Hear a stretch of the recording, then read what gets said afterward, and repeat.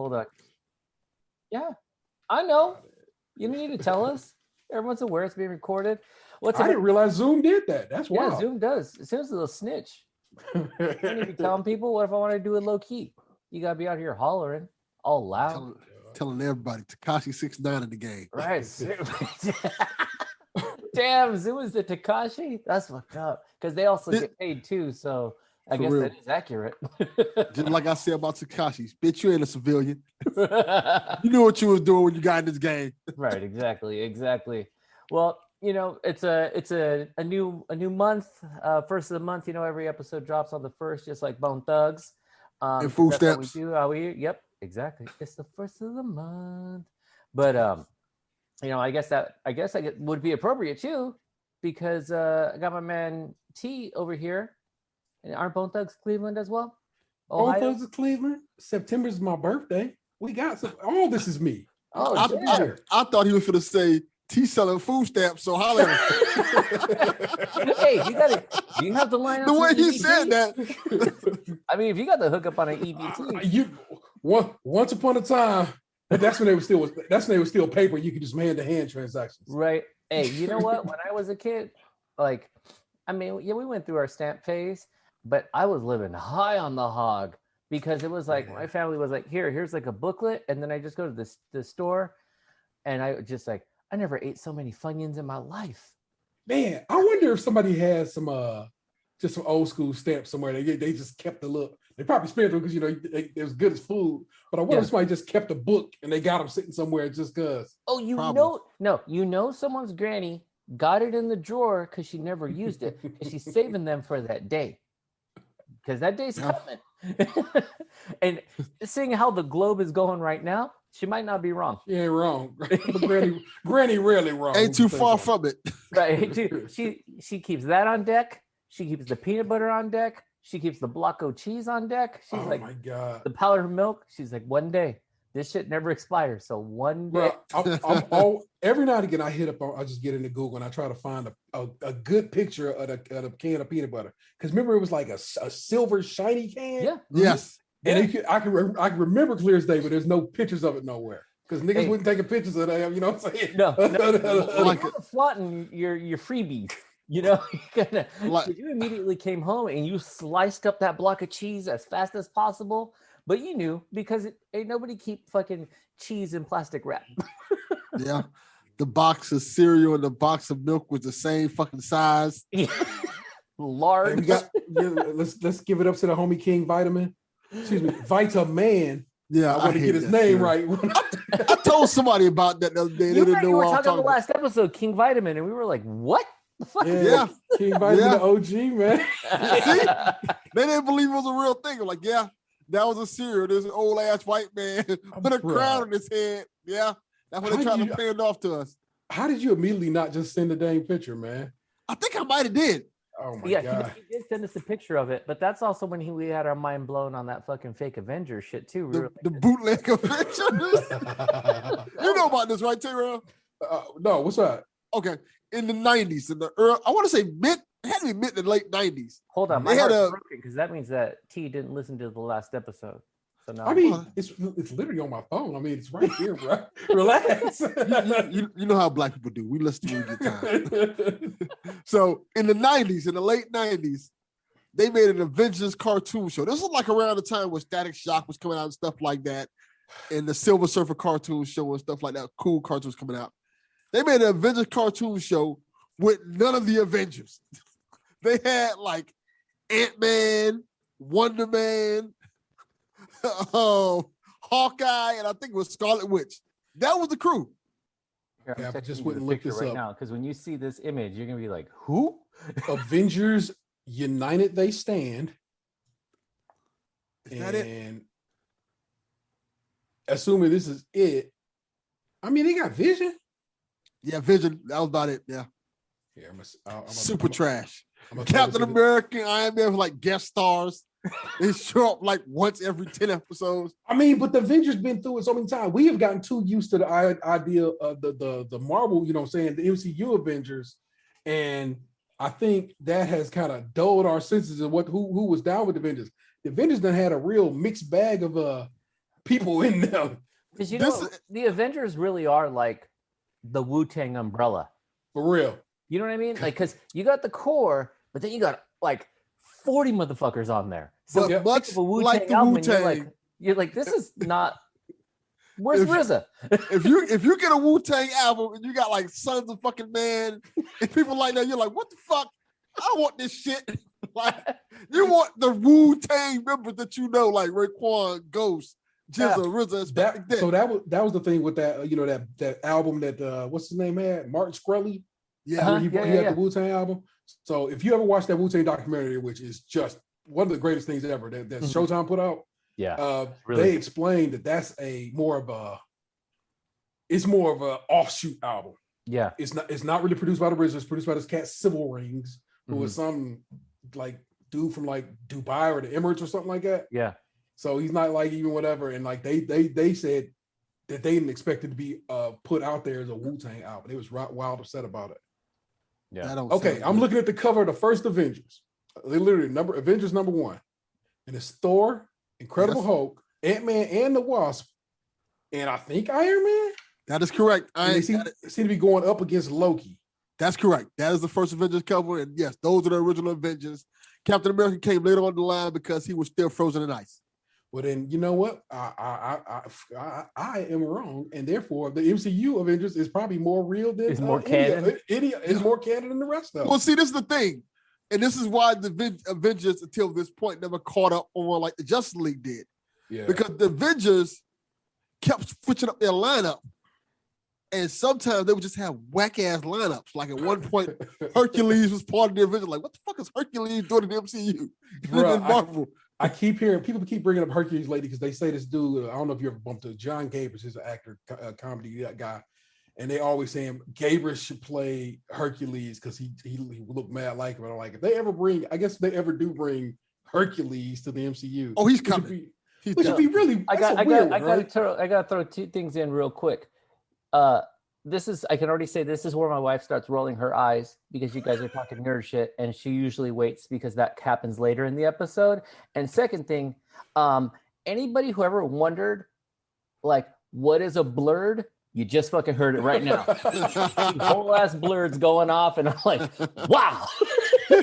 You fuckers went from like bootleg Avengers to like acknowledge the actual Avengers, the actual Avengers. Then you fucking started talking about Hercules with some random ass dude. Who? He's in the Avengers.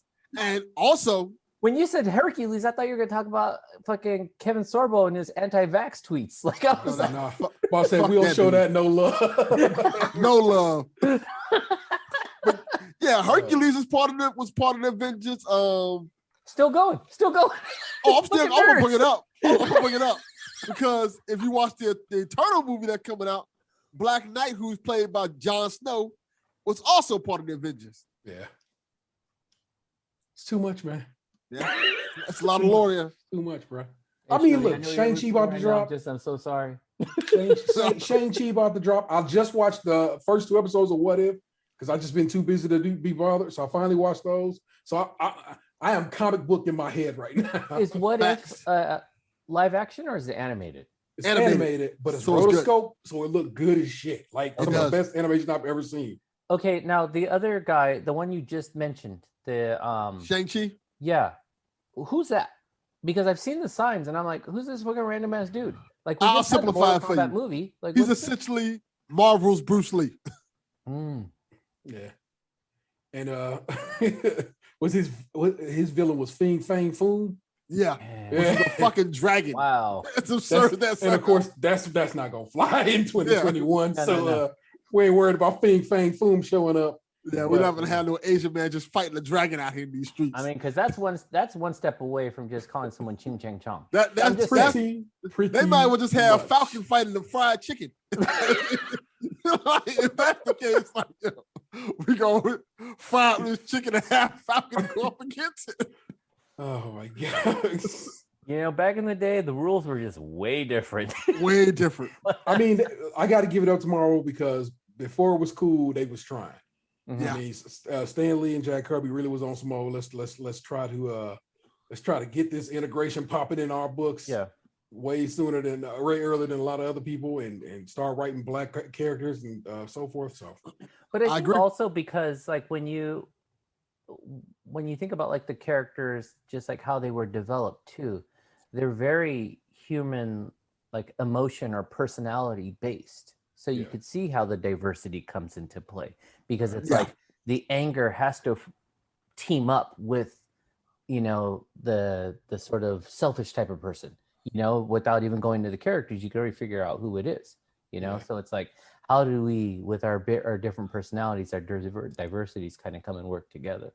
So. Yeah, I agree. And I think that's why I kind of like Marvel more than DC, because Marvel is essentially men who get the ability to fight against gods. Mm-hmm. And essentially, DC is almost the opposite. It's godlike characters who try to convert their abilities to be down with men, like Superman, godlike character, Wonder Woman, the Flash, all these characters kind of like Greek mythology characters, with the exception of Batman. Well, even Batman has godlike abilities in terms of like, oh, I could beat the whole Justice League by just come up with a plan. Who the fuck can do that? Like, you know, but you know, the Avengers, all the Marvel characters are kind of just regular guys or like rich tycoons who kind of find a way to overachieve. Almost all of them just neighborhood kids from various blocks of New York and shit. The same neighborhoods in New York, like just all in New York. Like that, you Hell's Kitchen. So you got Harlem, you know, saying Queens. It's like always just neighborhood kids who stumbled upon their power, and I mean stumbled in like in multiple cases. You know what I'm saying? Yeah. Even what's his face? Captain America, just a kid from Brooklyn. You know what I'm saying? So even he just how interesting. Thank you. Yeah, I like that thought process. Well done, sir. That's kind of what it is. Like that's why I think I kind of gravitated towards Marvel more, because I can see myself, or I can see a Chaufie, or even you being a Marvel character, like something happening, making us an incredible, like, because Marvel characters always generally have the good in them to be good. Yeah. Mm-hmm. Where DC characters already are powerful and they have to convert to being good. And there are always a few exceptions. With some type of like turmoil too. Yes. Like there's always like an internal conflict that keeps them from not pushing it too far onto that like side of like, I made a bad choice. Also, I can also tell that at this point, Mike Fowler's probably screaming because he rides hard for DC. Yeah. What about Superman? We didn't say nothing shitty about him. Yeah. We're not trashing him at all. I think that's just the difference in him. That's why DC comic book characters always kind of has these insane threats in terms of like every week something's horrible happening and they have like dark side and all these things. Whereas with Marvel, that doesn't happen as much. Yeah. And when it does, it feels like a greater threat because it's like, all right, you just got this dude with a hammer and you got this green guy who just gets mad and you got this guy who just throws around a fucking shield. They should not be able to take out Thanos, who can snap his fingers and destroy the world. I mean, in reality, they didn't. Yeah. So, oh my God. You said you hadn't watched What If yet? No. I watched the first 3 episodes. Chaufie, they're great. You got it. The third one, it's on my list. You know what I did finish and I really, really liked? I really got into Loki. Yeah, Loki was dope. Fun. That was like, I didn't think I was gonna like it as much as I did, but I just liked how odd it was. Like I really liked what was the other fucking? I think it was like a Marvel show too, but it was like on FX. The Runaways? No. It was about the one dude. It was all Legion. Yes. Yeah. I really like in the sort of tone and like aesthetic of it, where it's like that weird, like multiple things and like things don't kind of make sense in a certain way because you're going through like different realms or whatnot. Like that's my shit. Or even like fucking Preacher. Like I really like that show. Preacher was really good. I never finished watching it. I need to finish watching that show. That show was really good. But the Last Man here in a little bit too. I'm hype off of that. So I do want to talk about that too. But yeah, Loki, I really, really got into it. And when it got to the last episode, I was like, fuck, that's it. Like I need more episodes. They was not planning on doing a season 2 of that. That shit just kind of popped off so well. They was like, oh, well, okay, run it back. Yeah, we got it. Yeah, we got it. But okay, really so the one you're talking about, Last Man, when you first told me, I was like, damn, are they just gonna like hook this guy up to like a machine so they could just like siphon off his nut the whole time? And then you're like, no, it's a comic book. And I was like, oh, my bad. Well, they have comic books that do that now. So what's the story? Lay it on me. It is legitimately one of my favorite books ever. It's on a vertical imprint, so there you go. DC get some love, sort of. Mm-hmm. And it's literally like a plague of some sort. Whatever happens, and every man on Earth is killed except for one. Mm-hmm. And I think the men on the space station survived, if I remember correctly. I think there's men on the space station, and I think they survived too. And it just ends up being that this dude is his mom becomes president by way of her like being the agriculture secretary or something like that. But like in the chain of command, it ends up, okay, you're next up. You are. That's all. Oh, because everyone else like got lopped off. Where they're like, no president, no VP.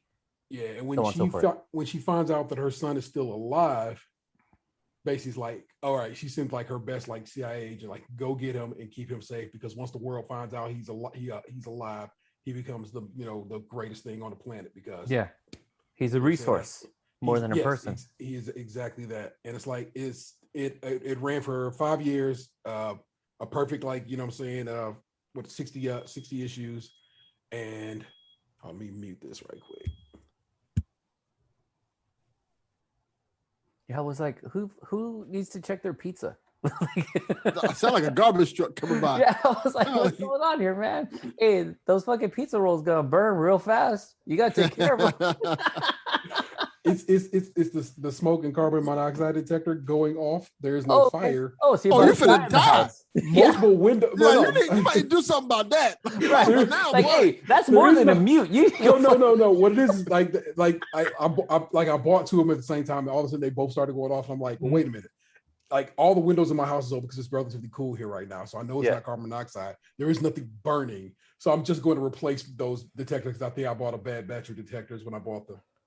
And so their time is up, but I'm going to replace them soon. My apologies for the beeping in the background. Yeah, you might need to do that today. Like put it. Hey, don't die. Drive up, put it in low. I'll be there in 30 minutes. If I get a message like, "Hey, Tay got carbon monoxide poisoning," I would feel super bad. Again, that is why in my Amazon cart right now, replacements are in there. We're good. See him slowly slump out on the episode.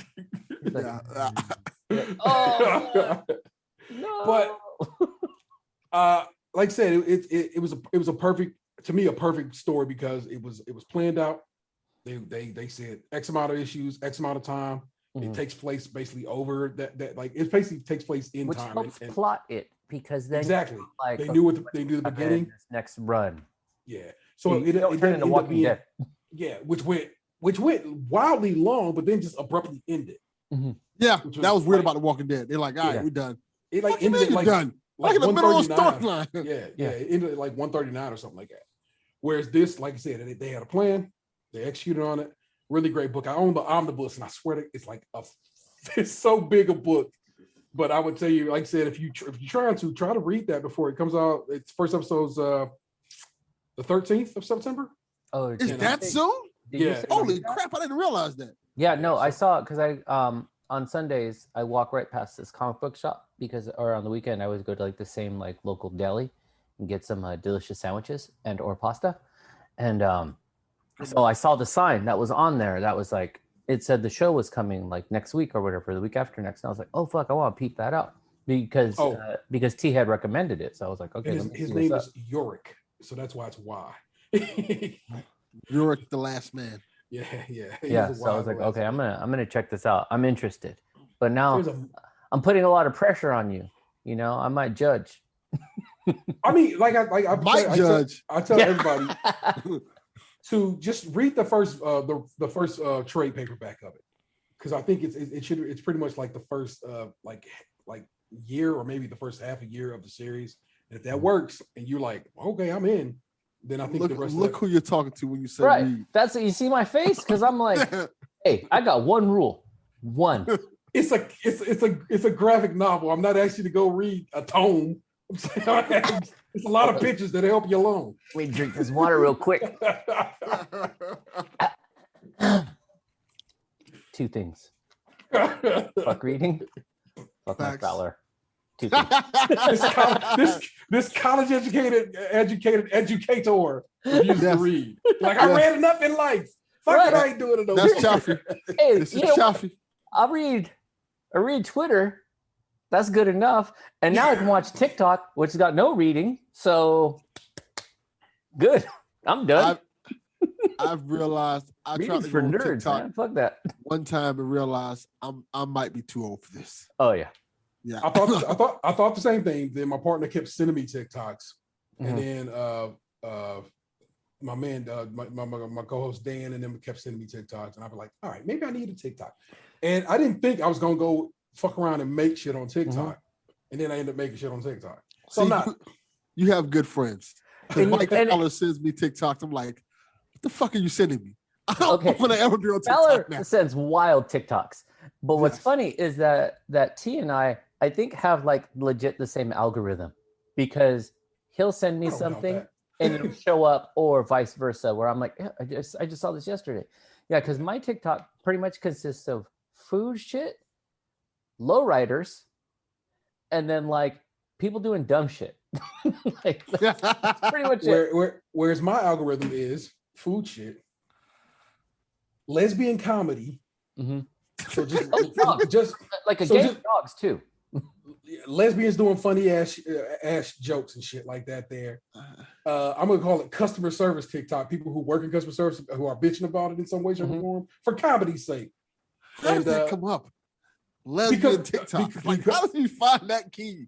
I actually listened to a recent episode of Reply All, which is a tech and internet kind of everything podcast, and they were talking about how sharp as a fucking knife TikTok's algorithm is. It's good. It's too good sometimes. It's scary good, because it's like, how do you know I'm down with this? Who knew I was gonna be down with lesbian comedy? But you know what? Lesbians be making funny ass shit, bro. Right. And they hold on, time out. Because T sent me something today too. That's like, I didn't know. He sent me some tweet that was like, I didn't know. I now have a new kink. Oh no. No, that was I don't think I was on Instagram. And that was some dude was like working with he said he's working with his science partner at school. And because he said we was kind of hungry and the teacher noticed it, so they gave us chips, but my hands was full. And so my partner, who I'm kind of attracted to, fed me. And I'm telling you right now, I just developed a new kink, and it's made me laugh. That's a funny joke. Because he was like, shit, I didn't know. That's my thing. Now it's my thing. It's an awakening on that bruh's part. You know what I'm saying? Like, exactly. So that's TikTok algorithms. You're like, wait, what? Yeah. This I didn't know. Oh fuck yeah, I'll totally watch this all day long. So have you gotten so to the explain point, Fowler's on then, because all he sends me is poor kids with Down syndrome dancing. Pretty much. And I'm like, what are you doing? Yeah. Why do you keep sending this to me? Yeah, injuries, like just redneck shit. Where I'm like, what? Yes. Like, yeah. See, that's like I have never seen anything like that. Yeah. And maybe so. Again, because their algorithm's so good. If you swipe off of something, TikTok knows you don't fuck with it. But I think though too, because he is from Michigan, and Michigan is the birthplace of the Insane Clown Posse, it makes sense. I was technically born in Michigan. I don't fuck with that shit. You don't fuck with ICP? You ain't a juggalo? Oh no. See, you know why I fuck with ICPs? Because ICP is actually some good dudes who do well for the community. They really are. Like the gathering they just had required vaccination and proof of and so forth. They didn't let you just come up in that bitch. Back in the day when it went to like censorship and shit like that, they were like, no. So I'm not listening to ICP per se, but I respect the hell out of them. Yeah. Drink some Faygo. Right. I mean, some rock and rye do go hard if you ever come across it. They only sell them in a glass bottle, so you kind of gotta, you gotta get that fancy Faygo. Yeah, I would say it's kind of hard to find Faygo out here. You got to go to like those specialty soda shops where it's like they just sell random ass soda, or you're just like, oh shit, okay. But other than that, I think I've only ever had Faygo like once in my life. Faygo, rock and rye. I want you to listen to me. Okay, make that happen, listener. Okay, so speaking of, what is up with? Did you say Hot Cheetos Mountain Dew? Yes, I saw that, bruh. It went on sale today. And I was there when it went on sale. Click on it, got it in my cart, and just was going through the process. And it stopped right at that. And I never got further than put my information in. And I'm like, you motherfuckers, and it sold out. And if you go to eBay, page after page after page, secured in hand, blah, blah, blah. Buy one off me, $24 a can. Buy a 6-pack for $100. I'm like, you bot-enabled so-and-sos. Not gonna lie, that sounds gross. Yeah. Just because you think it's gonna taste like hot Cheetos. And it's not. It's just gonna be it's gonna probably be like more like in the vein of a spicy ginger ale. Mm. I mean, I can see that, but still, like that worries me. But my man Seth Macy, he worked over at IGN. But even before that, he was, he was kind of a bit of an internet personality. So I'm saying, because we used to fuck with, me and Seth got down because we used to both be down with oneup.com back in the day.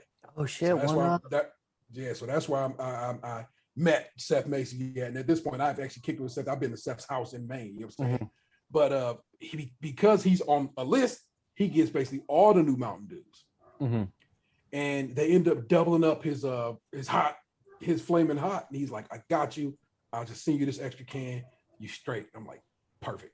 Because that way, it's a tall can if I'm not mistaken. So what I'm saying, we'll split it with the homies and we'll just we'll make content out of it. Yeah, man, that's the right move. Yeah, because I want to know how that tastes. Because I did go to I don't know if I mentioned in the last episode. Like we went to Vegas, and I was actually going to call in and give you my man on the scene. We tried it, but then I just got too lazy. But they have like these. So if you ever make your way to Vegas, go to like the Coca-Cola store, and you can try Cokes from around the world. Yeah, and it's just like a tray of like different international flavors. And some of them are really good. Like it's really interesting. You kind of see some spin on things. But I did have one that I believe was from Italy. And it like universally at my table, like me, my kids, and my wife, we were all like, this is the most disgusting thing I've ever eaten in my life. Imagine a taste that is somewhere between earwax, cucumber, like, but filtered through someone's anus. No, I don't want to imagine that at all. It was all wrong. Because at first I thought my son was being dramatic. He tasted it and he was like he was going to fucking puke. And we were like, but he's that type of guy. Which also I have a list of comments that my son has made recently. So I'm going to share what the fuck is up with my son. But we were like, man, relax. Like you're always being dramatic and shit.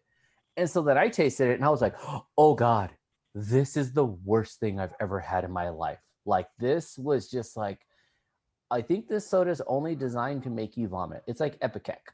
Like you said it was Italian? I believe it was Italian. I have the list in the crib. Was it a flavor? Beverly? Is it called Beverly?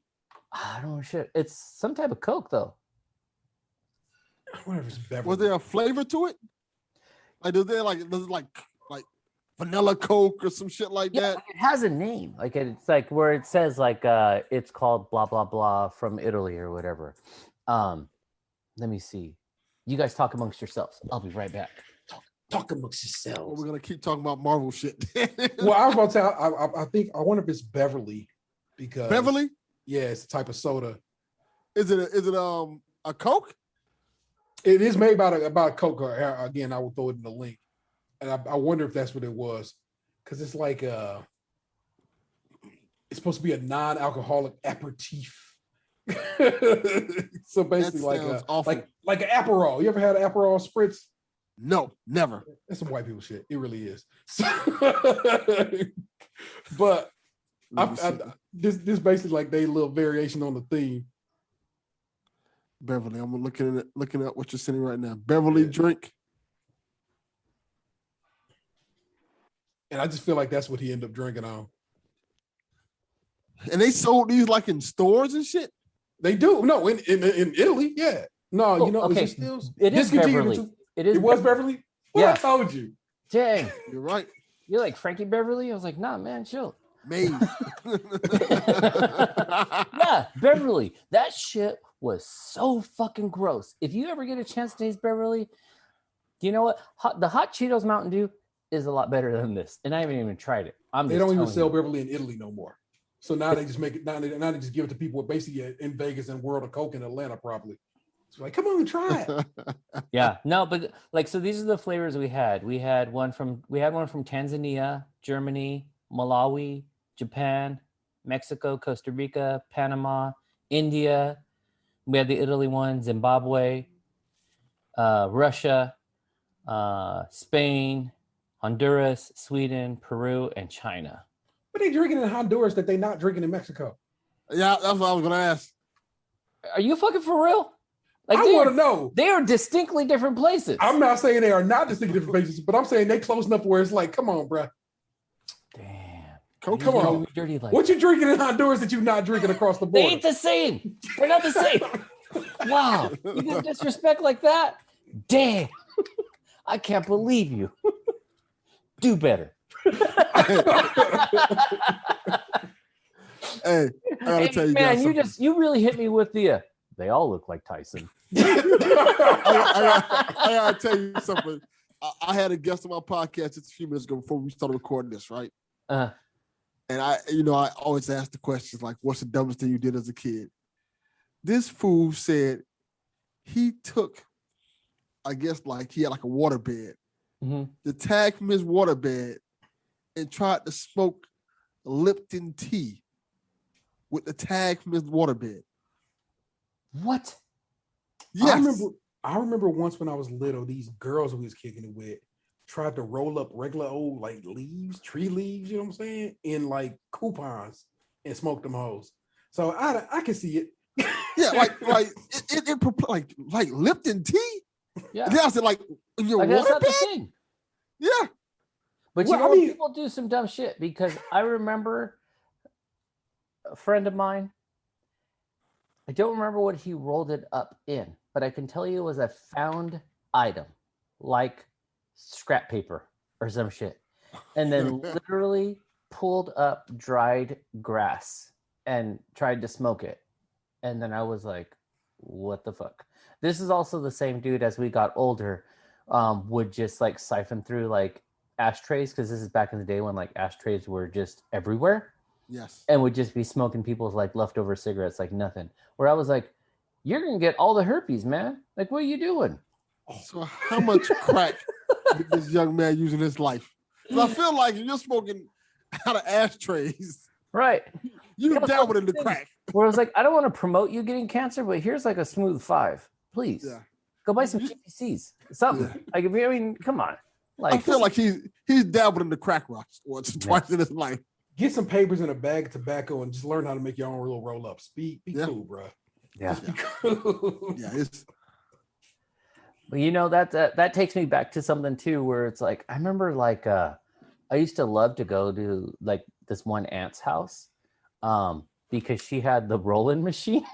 Nice. And so then I'd be like, I want to learn how to do this. And so then she'd be like, okay, but she would be like, don't fuck up my weed. And so then she would show me how to put the papers in. I was just more fascinated with the contraption. I was like, this fucking thing, you put the paper in there and roll it, and it makes it. Wow, that's crazy, man. I was rolling up fucking machine joints like you would not believe, because it was like, as a fucking kid, and I was just like, fucking turning knobs. She should have put you on the payroll. I'm about to say you become the go-to at that point. I know. Like, hold on, my nephew rolled up the finest joints. Right. Oh, let me call him over here, baby. Get over here. You know, we missed out because that's when you could. Nowadays, it's artisanal, handcrafted. Start off rolling up, but you know what? That's just you go to bagging up. That's a different era too. You can't be rolling in front of these kids. Nah, not a good look. Yeah, but that was different times. That was different times. But let me transition a little bit too. First, let's before we even transition to that, T, what you been up to, man? It's been a minute since you've been on. Truly, it has been. It's been too long. Now I think on it. Bro, just life. My children have already started back to school. My oldest, my son is a senior in high school this year. My youngest is a freshman. So that's a wild experience. They both are in marching band. So it's like the beginnings of the end for my son and beginnings of the beginnings for my youngest. And that's a wild one. So that's been very interesting so far to watch them grow and develop into that regard. My partner with us is doing fine, thank you. She actually got her third shot this past week. Oh shit, tight. Week before last. She got the booster. Because she is immunocompromised. Okay. So they recommended that she get the booster. Games, been playing a bunch of stuff, man, and just like I said, working on some ideas for this record collection of mine over here. Speaking of TikTok, if we jump back over there, I'm working on hashing out an idea of a little TikTok show about some more specific records in my collection. Because I've done a couple of TikTok. There's like 4 videos on my TikTok. One of them is video games, one's a toy, and 2 of them are records.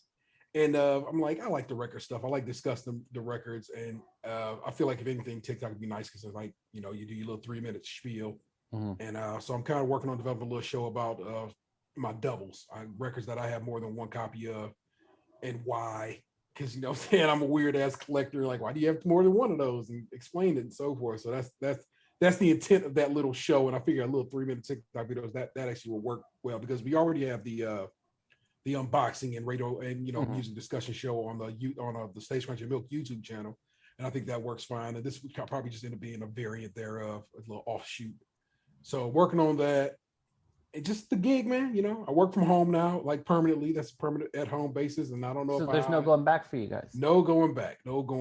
They said, we're just gonna do it from home, and that's how we roll now, which is weird for the company I work for because I think we're like just one of few throughout the entirety of the company that they were just like, fuck our office.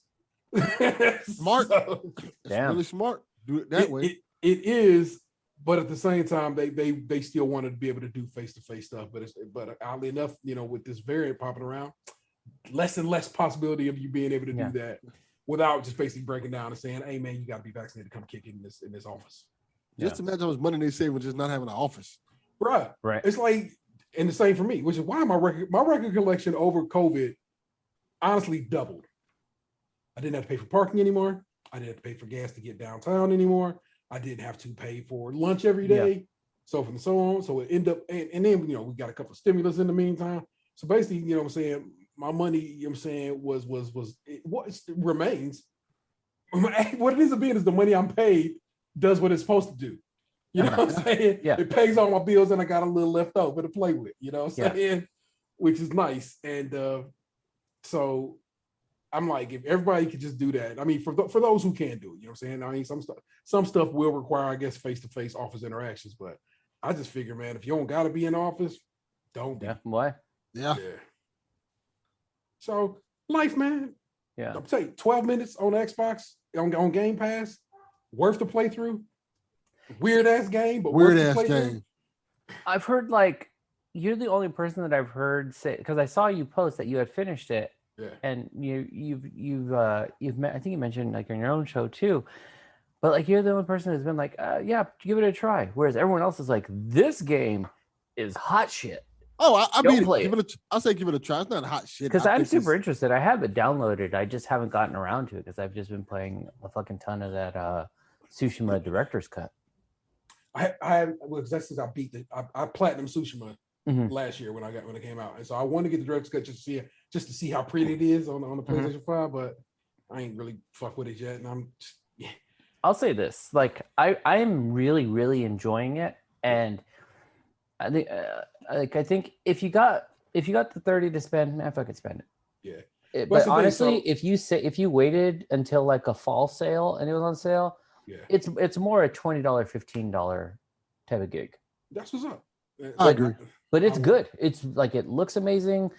I've put in a ton of fucking hours. I'm breaking my own rules. I might even read this comic book you're talking about because I'm over here doing all the side. I've barely touched the main. I only did the first part of the main mission. Yeah. And I've put hours in, but I've just been doing side shit the whole time. Well, the side quests in that game are so good. Yeah. You can tell their own stories. Yeah. Yeah, exactly. It's very much like old school Assassin's Creed. The Assassin's Creed that I miss. Right. And so I like I said, I platinum Ghost of Tsushima, and I will platinum a game from time to time. I'm really thinking I'm about to try to platinum Last of Us Part 2. I finally beat Last of Us Part 2. Mm-hmm. And what did you think? I gotta ask. I really enjoyed that game. It was overly long by a lot. Yes. That game had four, 5 spots where like you should have wrapped it up. You could have wrapped it up right there. Maybe you should have wrapped it up right there. Yeah. And but one of the prettiest games I've ever played, like that game is gorgeous, and that's a PlayStation 4 game. And the sound, like that soundscape is wild, and so I very much did enjoy that. I played Last of Us 1 last year. I'd had it forever. I literally bought it when I first got a PlayStation 4, and I bought the remaster. Yeah. And just I started it and never went anywhere with it. And then I was just like last year at some point I just had a gap, and I was like, let me see if I can actually play through this. End up enjoying it, but I was like, there's no way I can play these back to back. Yeah. Because I wasn't emotionally ready. And I had already beat the other one and went back when the new one was coming out and did them back to back just to kind of refamiliarize myself. But I can see if you hadn't finished it before, then it would be a lot, because that shit was emotionally draining. Yeah. And so, like I said, to play through this one, I mean, look, it's a year out, so spoilers. I'll alert you. The spoilers are about to come forth from my mouth, but still, when they marked my man out, I was enraged. I was too. And so I was like, I'm gonna kill every one of y'all. None of y'all is walking away. Yeah, and then I think it's good that you're playing it now too, because I was fortunate enough to avoid all of the leaks. Same. So I didn't catch anything. Like, I really stayed off the internet at that time. And so it's like, for me, it wasn't like ruined. So when I saw what happened, I was like, oh, everyone's going to get clapped. Like, that's what's happening here.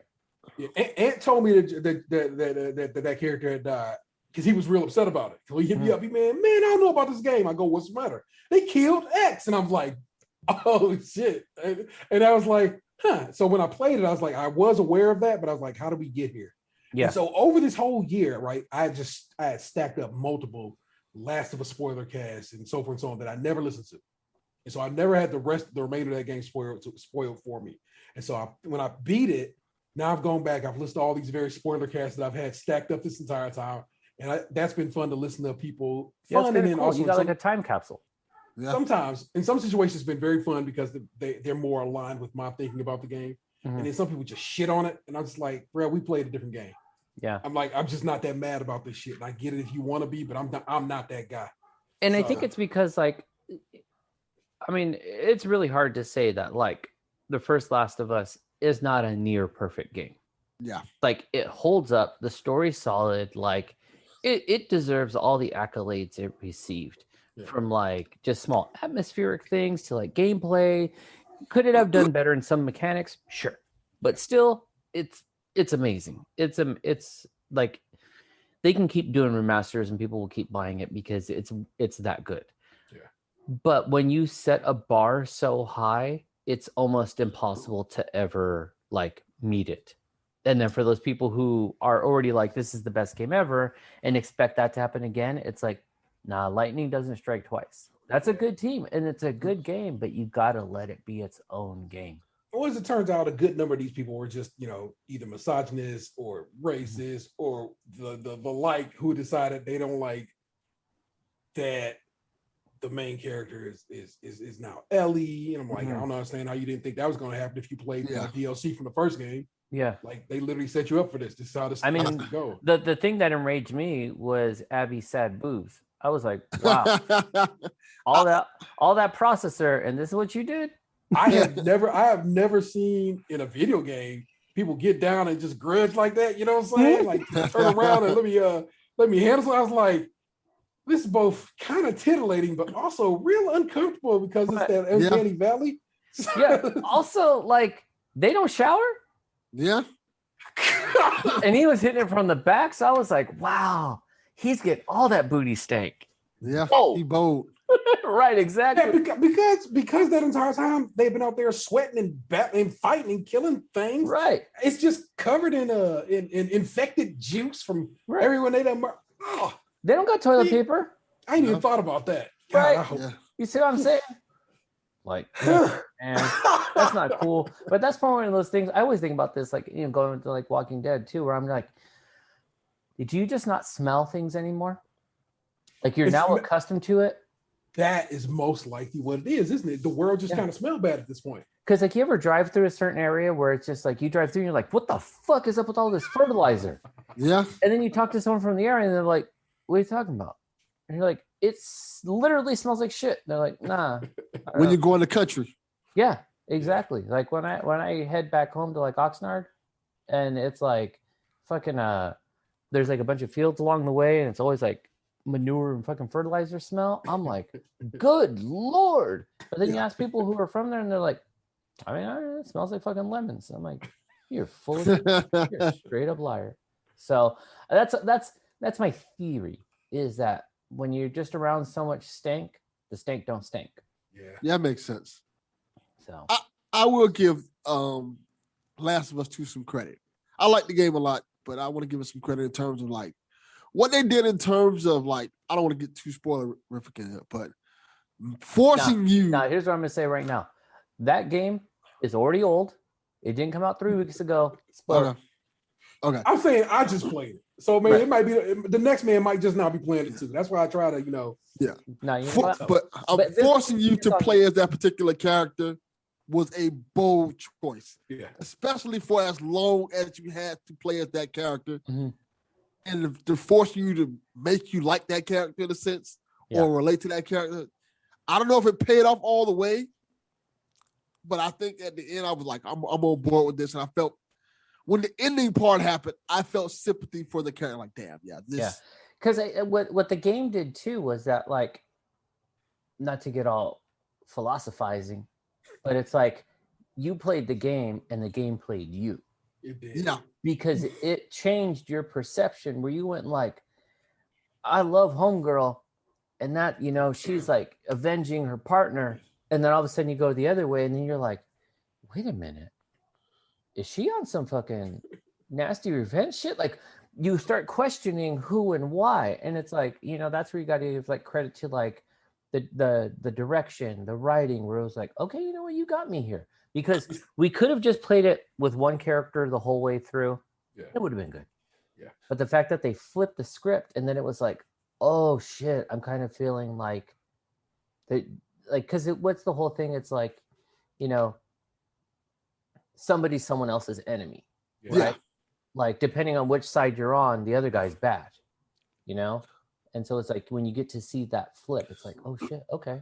I will go a step further and say this. In The Last of Us Part 1, you can make the question like, is Joel really a bad guy? Is he a father or concerned dad who there was a gray area of that. At the end of 2, I don't think there was far less of a gray area of what was going on. Oh yeah. Like Homegirl really went out there like, nah, I'm doing this. Yeah. I am going dark. But I feel like at the end of Last of Us 2, it wasn't just who it got her reasons for it was some other shit now baked into it, because now I feel like I have to do it for Tommy. Yeah. I feel like I have to do it because I just left my wife and child and came all this way. You know what I'm saying? I feel like this now is like, if I'm giving all this up, then it has to be for some reason. Yeah. And in the end, it's just not enough. Yeah. And I fuck with a game that can make you feel that way. So I got to give it up to Last of Us Part 2, man. It is a better game than its internet critics will allow you to believe. Oh, definitely. It's seriously one of the prettiest things I've ever played. It's the rigging, the way people move, the way it looks, the way it sounds. It is bonkers. It is a phenomenal game, and the fact that they have yet to drop a PlayStation 5 upgrade, but they probably can't because everybody at home. No, I believe it's on its way. Well, they're gonna make us pay for another one. Yeah, make us pay for a rematch. No. What is it? Game of the Year edition or some bullshit. Yeah. Director's cut is what Sony likes to throw around loosely now at this point. Are you planning on playing the Last of Us, the first one's DLC? I did. I played when I played through the Oh, okay, good. Because I was gonna say that's a really solid piece of DLC. It really is. It really is. Background. Yeah. So that came with the remaster. So I just I finished up the game, played through the DLC, and was like, okay. And that's like I said, remember I talked to you about it. He was like, you should just play through the second one. I'm like, bro, I should not. Yeah, I agree. In retrospect, I'm like, you're right. Yeah, so like that's hype. I just started Psychonauts 2. Fun, real good, real nice looking game so far. But I'm like maybe an hour in, so I can't really speak to it. What else? Anything else? I don't know. It's been records, bro, and it's been a lot of records. And like I said, I just filmed a bunch of stuff for the YouTube show. So I got so many, so many records, bro. Oh, I got it. Okay, so this is a story. I think you know, but I think maybe the listeners will get a kick out of it. So I fuck with this group called Foreign Exchange. The Foreign Exchange. It's Nicolay and Fonte. Fonte is from a rap group called Little Brother, and I love those guys. They make great music. I've seen them in concert multiple times. They sent me tickets for free one time just because I done bought so many records from them. So I've seen them. Yeah, they actually do. They do real right by their fans. Mm-hmm. And I'm on Twitter one day, and Nicolay's like, "Hey man, I'm putting out this all my EPs in one nice little box set. If you ain't copped it yet, like already copped it. I mean, in fact, I think I own everything y'all made except for Maybe She'll Dream of Me single 7-inch, which was a limited edition and was sold out before I even knew it existed." And he was like, "Well, you know what? Best I can do for you is I'll send you a test pressing." And I was like, "Get the fuck out of here." Damn. But he's like, ship me your address. And I did. And he sent me 2 test pressings. No signed way. Signed them both. That's dope. Got like with a date from, basically saying from like whenever they came out, which was I think 2010, and then until 2021. Sent me test presses of these singles, and I'm just like, "You amazing so-and-so." So when I did when I filmed my most recent unboxing, that's a part of it. I played it, and then what was so wild about that is I follow the particular record on Discogs, hoping it'll pop up at some point. And then maybe 2 weeks after he told me he'd send me the test pressing, it popped up on Discogs, the actual release. Yeah. For like $90 from Poland. I've yet to buy it yet, but at some point I'm just gonna pull the trigger. Like, what do you want me to do? I mean, like you said, that's the point. I'm like, bro, I got the test press and I'm kind of dope. Yeah, like that's a different level. It's like, oh yeah, you look at you basic asses over here. Look at me. Yeah, so I got to give it up to my man Nicolay and Fonte. You know what I'm saying? They, like I said, they do real right by their fans, and it's dope music as well. The Foreign Exchange, I would tell you to go listen to their music because they're real good at what they do. And their story is neat. They I don't know if y'all was ever fucking around with OK Player back in the day. But I used to be on the OK Player message boards back in the day, and so were they, and they ended up linking up. And Nicolay at the time lived in the Netherlands, and Fonte lived in North Carolina, and they still managed to make an album together. And it's like that's so dope, man. So like I said, I fuck with them since like the early 2000s, and here we go, man. I've been gifted something pretty dope by them, and I'm like, cool. I dig it. So yeah, and it's nice when you have like artists or you have people where you're just like, oh, I'm just a regular ass dude, But when they reach out, because I think it's also like we forget that they're regular ass people too. Yeah. Though they might have, they get some notoriety, some press. I think a lot of them are just like, yeah, just come on through. Like I remember there was this it's kind of more of a punk group out here that band's called Lake Shock, and they're like 7 inches go for quite a bit of money. Yeah. And the main guy in the group would be like, a buddy of mine would buy his albums, and he was like, listen, just instead of me shipping to you, you live like 4 blocks away, just come over. And then my buddy just like started going through his shit. He was like, just look at those crates, let me know what you want to buy, I'll give you a good deal. And he was like, I'm fucking in this dude's house going through his albums.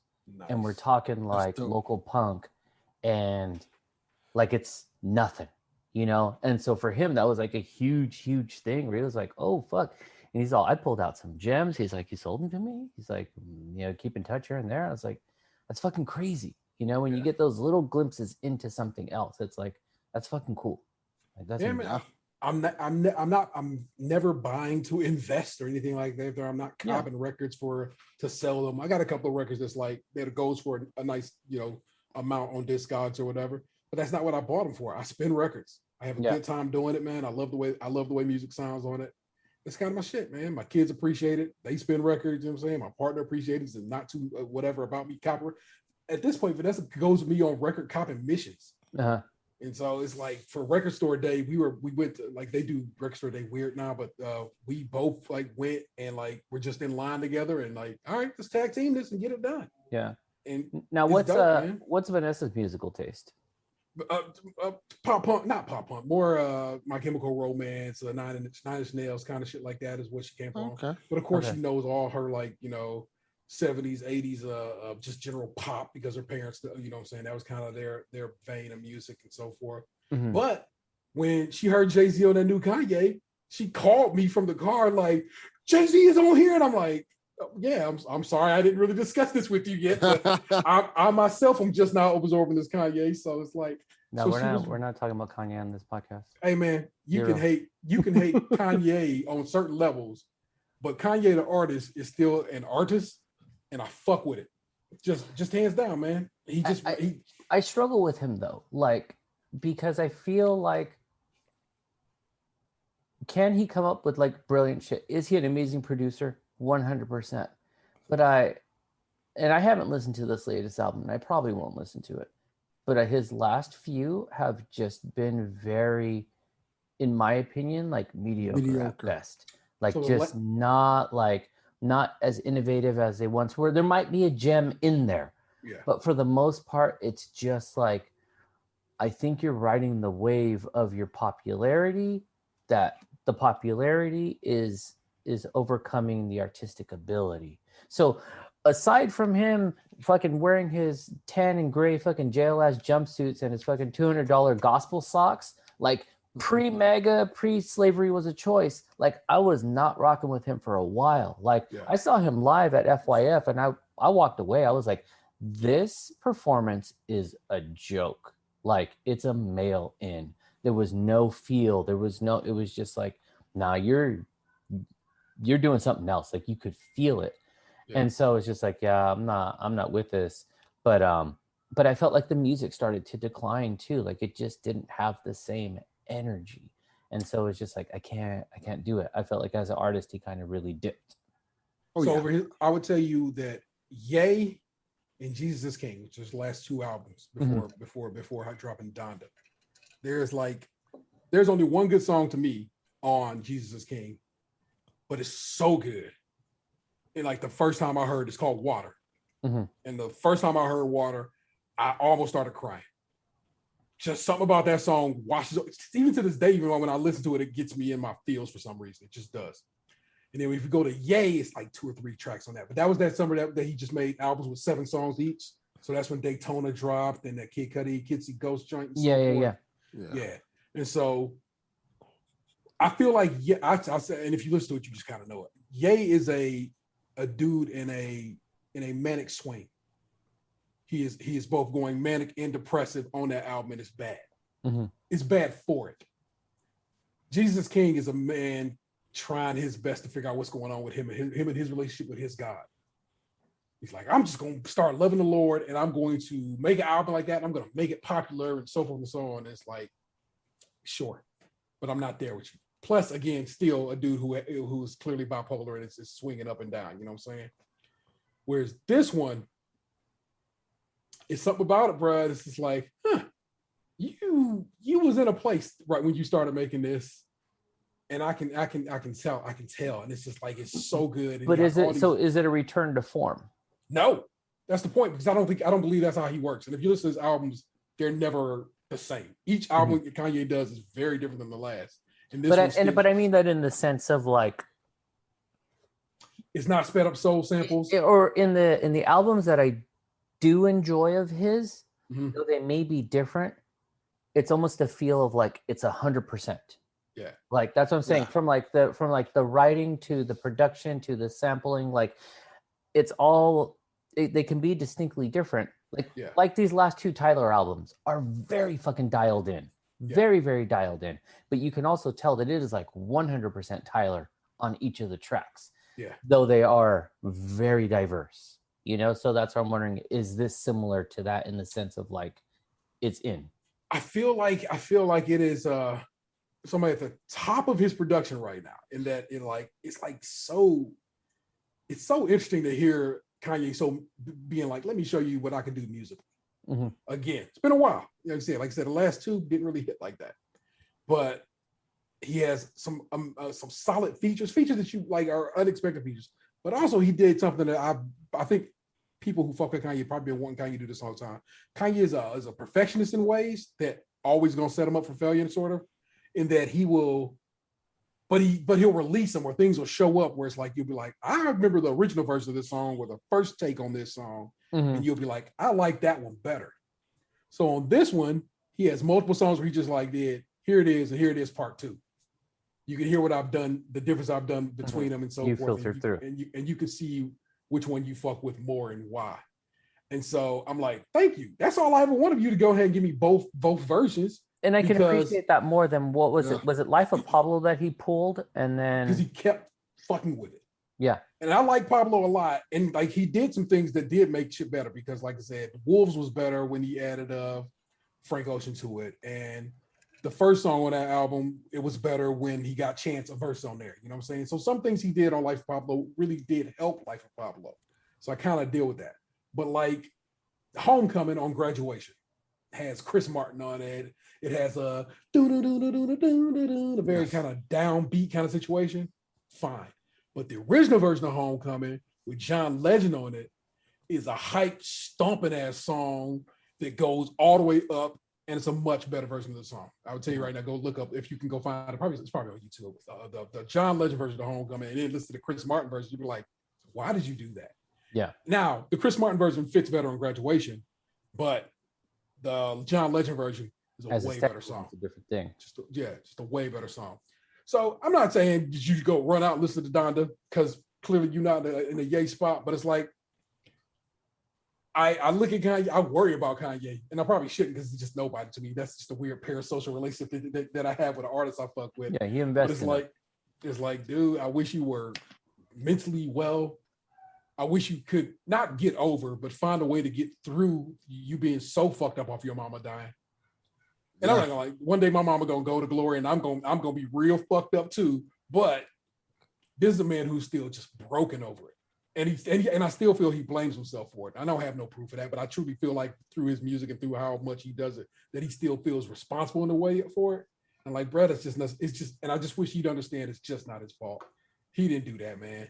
And it's okay. But he clearly is not. Like I said, named the whole album after. The first song on the album is literally just them repeating her name over and over again on this Donda album. Donda, over and over and over again. Another track on the song was her doing like a presentation. She's probably introducing Kanye somewhere, but that's what he had her on there. And it's like, it's good to hear her speaking. It probably was good for his soul to hear her speaking too. You know what I'm saying? And so I don't know, man. I just it's some real good shit on there. I love it a lot, but it's wild long. It's like 2 hours, and nobody makes 2 hour albums. Yeah, I was gonna say it's like 100 minutes. Yeah, nobody makes shit like that no more. Nobody makes 8-minute songs, because there's not only an 8-minute song, but he does a part 2 that's a 10-minute version of that song. And no one does that anymore, because we are in a TikTok time. And it's dope. You know what I'm saying? I put some respect on, like, sometimes you can get a dope banger off about 2 minutes 45 seconds. You know what I'm saying? Yeah. And it could be a real good song in that time frame.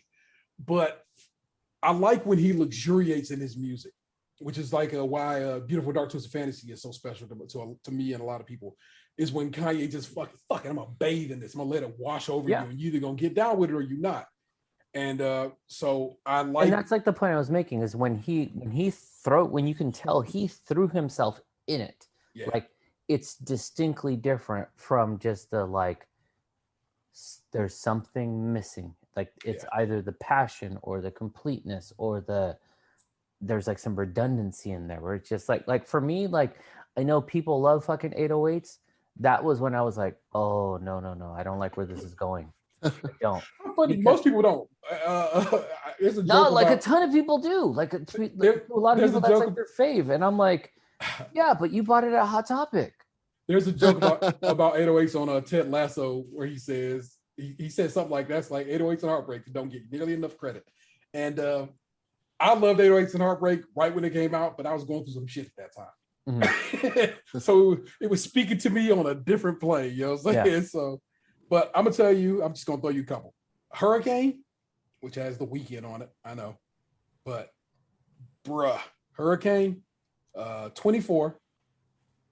What's that one with Believe What I Say. So Believe What I Say and 24 are back-to-back songs. So you can just kind of go through them. Moon, which is just Kid Cudi singing his ass off, which is amazing. So not really Kanye per se at that point. And let me throw another at you. I think Jesus Lord Part 2. Because what does Kanye do? Because if nothing else, the man has taste and he has kind of like a bit of style to him. Gets the Locks on this shit. The Locks who just blew the fucking roof off of their verses. Yeah. He gets them Dubstep. he gets them to, well, yeah. He gets them to jump on the track, which is like, it's because he struck while the iron was hot. He knew it, and knew what was going on. He knew that the Locks was a thing, real quick. And it was like, hey, get over here right quick, Kiss and Styles, and like just jump on this, and let's do some work with it. And sure as shit he did. But Hurricane is right now. If I walk out the house and I'm in the car, I'm turning Hurricane on. So I'm gonna tell you right now, just flip Hurricane one time. It's not that it's so wow, Kanye spitting flows. It's the song underneath it. Mm-hmm. It is what he does with it. Some weird, I don't even know who the guy he has on there featured is, but that song is The Weeknd singing on it, and it's beautiful to me. And it's just, dude. But Believe What I Say is hype as fuck because it starts with a sample of doo-wop that Lauryn Hill, you know that. Yeah. It starts with that sample. When you hear it, and you like, did this motherfucker just pull Lauryn out of fucking out of the freezer? And he didn't. Which oddly enough, Nas recently did. If you listen to the King Disease, fantastic. Yeah. Lauryn is actually does spit a verse on there, but it's like really, I didn't know that. Yeah. It's fire too. I don't like King's Disease 2 as much as I like King's Disease 1, but that Lauryn track makes it worth the price of admission. So yeah. But yeah, man, it's so much Kanye at this point. I'm like, okay. Yeah, you can pick and choose if you want. I listen, my son. So I wake up Sunday morning and my man Seth, again, same cat, Seth texted me, was like, Donda dropped. And I'm like I'm just wiping the coals out of my eyes, and then I just what? I hear music bumping from across the hall all of a sudden, and Vanessa's like, "Who is playing that music this loud this early?" And I was like, "Donda dropped." That was my son playing that and playing Kanye. So I get up and I get dressed. I'm like, "Hey man, let's go play this real loud. You want to come drive around and play this real loud? I'm about to go do just that." Yeah. And we but you know what? That's a tight experience too, because so my son is like starting to find his own music, you know? And actually, like, super random, he's like right now way into Chief Keef. Yeah. And so gonna be a killer. And I'm talking like not new Chief Keef, like Love Sosa like, Chief Keef. Your son gonna really be murdering. Seriously. And so it's a trip because I'm like, what? And so then he'll say stuff like, have you heard this? Have you heard that? You know, and like we'll walk and we'll talk about it. And like he and I went for a drive the other day, and I got him out of the room. My wife and my daughter were like a birthday party or something like that.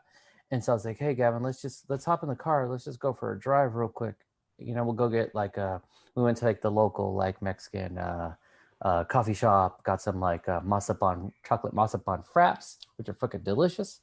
And then on the playlist I have for my car, which is a mix of like old school hip hop, oldies, and like just random sporadic fucking like rap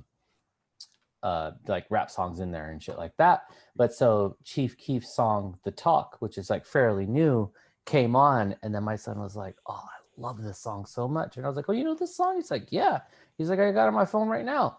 And so man, we bumping this shit. Like I'm talking like windows rattling, and it was a moment because it was just me and my son sitting in the car, fucking windows down, you know, we're in the old school, just fucking like cruising through and just riding. And it was like, man, this is like a good moment. And it's like I know I see the sort of memes popping around everywhere here and there, but it's like that whole, to sum all the different ones up, it's like when you share music with someone, that really is like, that's a love language. You know, like that's the connection there. And so it's like sitting with him, we're hearing this. Because then the flip side too is like, I've been listening to like a ton of like synthwave, dark wave music, like offsets of like goth, I guess you could say. And I was listening to Cold Cave, and I was listening to another band called like Surfer Curse. And fucking daughter was like, who usually like she likes to pretend she's hard, you know, so she walks around like scowling all the time, like shit ain't cool. And then she's sitting at the table, she was bopping like a motherfucker. And she was like, what is this? And I was like, oh, this is Cold Cave. And she was like, because she likes to ask, and then low key she goes to her room and she adds it to like her little Amazon playlist. And so then you walk into the room and she's got shit playing. So then the other one came on, she's like, what's this? And I was like, okay, you know, she's starting to get her. I was like, okay, so I got my rap guy over here. I got my darker side on the other end. Like, all right, we can make this happen. But it's like, it's cool when the kids start to come into their own and appreciate their own styles instead of like, I just listen to what my dad plays type of thing, you know? I'm like, I've enjoyed the as they grow up, the sharing of music. You know what I'm saying? Mm-hmm. Oh yeah, okay, I fuck with this because you used to fuck with it, or you do fuck with it, Dad. But here, let me put you on to something right quick. Mm-hmm. And I like getting put on a new shit because again, it keeps me a little more, you know, with it. Yes. As I get older, you know what I'm saying? But also like it's dope that they think, hey, I think you would fuck with this, Dad, because I kind of know your taste. Mm-hmm. So every now and again, my youngest will just send me like, hey, yo, somebody did a NPR Tiny Desk concert. I think you need to get down with it. I'm like, oh, well, thank you. And so I put my youngest on to No Name, you know what I'm saying, from Chicago. Yeah. And love some No Name. That goes hard fucks with No Name. But then they put me on to what's the name of these group? I don't know, some white boys rapping, but they sounded pretty good. Hobo Johnson. I think that's the name of it. Hobo Johnson is what they put me on to. And I'm like, that's not bad. That's not bad at all. And I'm like, I like that you thought, here, you put me on something. Let me return the favor and put you on. So. Well, because like music sharing too is a very vulnerable thing. Yeah. Because when you love it, and then you go like, hey, you got to listen to this, and then you don't get a response, or you get I'm not into that. Like it's like, what the fuck? That's like my favorite album. Like, what are you talking about? You know, like it's like, you know what? You just shit on my future grave. Like that's what you did right now. So it kind of stings, but it's just like, but when you have, like I said, you have like these people you love, like your kids, who come through and are like, you should check this out, or they take the time to listen to the thing you're into. It's like, oh, fucking, it's like watching. When I hit you up and I was like, hey, fucking Tyler is doing Lollapalooza right now. We need to watch this. Right. And my daughter sat with me through the whole thing. It was like, this is amazing. So did my son. And I was like, bro, Tyler. And then, of course, we both ended up buying tickets to see Tyler. Yeah. Tour, you know what I'm saying? So it's like, it's amazing. That went places because of that. Because of that, literally, I'm going on a trip because of that shit, man. So, yeah. No, so it's super cool. But I don't want to leave Delvin in the dark either. What you been up to, man? What's going on in your world? Oh, nothing, man. We just chilling, man. You know, I'm listening to this interesting conversation. I guess I can add something to it. I told you about my son and him listening to all this music and stuff like that, and about him becoming obsessed with Nas in terms of like, because his dad, you know, his dad's a huge Nas fan. So he said, you know what? I'm going to go back and listen to all the Nas albums. Nice. Starting from Illmatic to King Disease 2. He did that like in 2 weeks, I think. And it was fascinating hearing him give his opinion on every Nas album, what he liked and what he didn't like. And I was shocked. Like, we could relive it through his eyes. Through like, yeah, exactly. That's cool. And I was shocked to see what his favorite album was. Because it wasn't what I thought it was going to be. Oh, do tell. What was it, Little Dicky? No, surprisingly, his least favorite, I think his least favorite was Nostradamus, and that followed. But he liked Nostradamus. That was followed by Illmatic, because he said, "I think he's right," and he was like, "Illmatic sound is while it's good, it sounds outdated because all the beats are kind of outdated as opposed to the stuff you hear now." His favorite ones was "It Was Written." He loved "It Was Written," and he loved "The End." See, and that's interesting too, because then he's also Unentitled. For those who don't know, in Unentitled, if you don't know, you know why it was called Unentitled, because Nas tried to call his album the N-word. They wouldn't let him do it, so he called it Unentitled. But that's his favorite Nas album. Because I was gonna say is that he's also fortunate enough that he can listen to it without the hype. Yes, you know what I mean. Like you couldn't say nothing negative about Illmatic. Oh, Zero. Back in the forgot. day, you said something, man. You about to get beat up 2 times. I forgot to give you an interesting tidbit about this too. So, after he finished Nostradamus, right? I was like, okay, stop. I want you to listen to, because he's listened to some Jay-Z already. I want you to listen to this song. I let him play. I said, gave him the takeover, and then start Stillmatic. So he listened to the takeover. I'm like, what do you think of the takeover? Like, it's kind of whack. Like, what, really? Like, he said, yeah, I wasn't feeling it. I'm like, it wasn't, he was saying the beat was okay. I like, if he was dissing Nas, it didn't really feel like it because there was only like one verse actually about Nas. And my son doesn't know who Prodigy from Mobb Deep was, so he didn't care about that verse. He's no dog in the fight. Yeah. So he's like, I didn't like it. So I was shocked. So then I'm like, all right, go ahead and listen to Stillmatic. He got the ether. He was blown away. He's like, yeah, Nas won that. He was like, yeah. He's like, yeah, I don't even know why Jay-Z even tried. I loved Ether. He loved Ether that much. He's like, yeah, this album's fire. He went through the whole Stillmatic and he loved it. I was shocked. Because me, I would say I'm probably biased with the Jay-Z Nas beat because I saw it when it happened and I made my opinion then. I'm a big Jay-Z fan as well, but I thought Nas was way better. But you've been very on record saying like Nas is your fave. Yes. So me not telling him about it and then hearing him give his response, he was actually harder on it than I was. He was like, yeah, Takeover's not that great. He's like, it's good, but he's not. And then I actually told him like, the Takeover beat Kanye West made. They're like, what, really? Like, yeah, that's Kanye West. He's like, and my son's a huge Kanye West fan. Mm-hmm.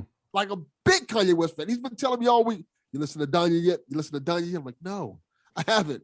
And he's like, it's okay, but you could tell it's early Kanye. He's like, I didn't like Takeover beat that much. It was okay. I'm like, I'm shocked and surprised that that's how he felt about it. He's like, yeah, Ether was way better.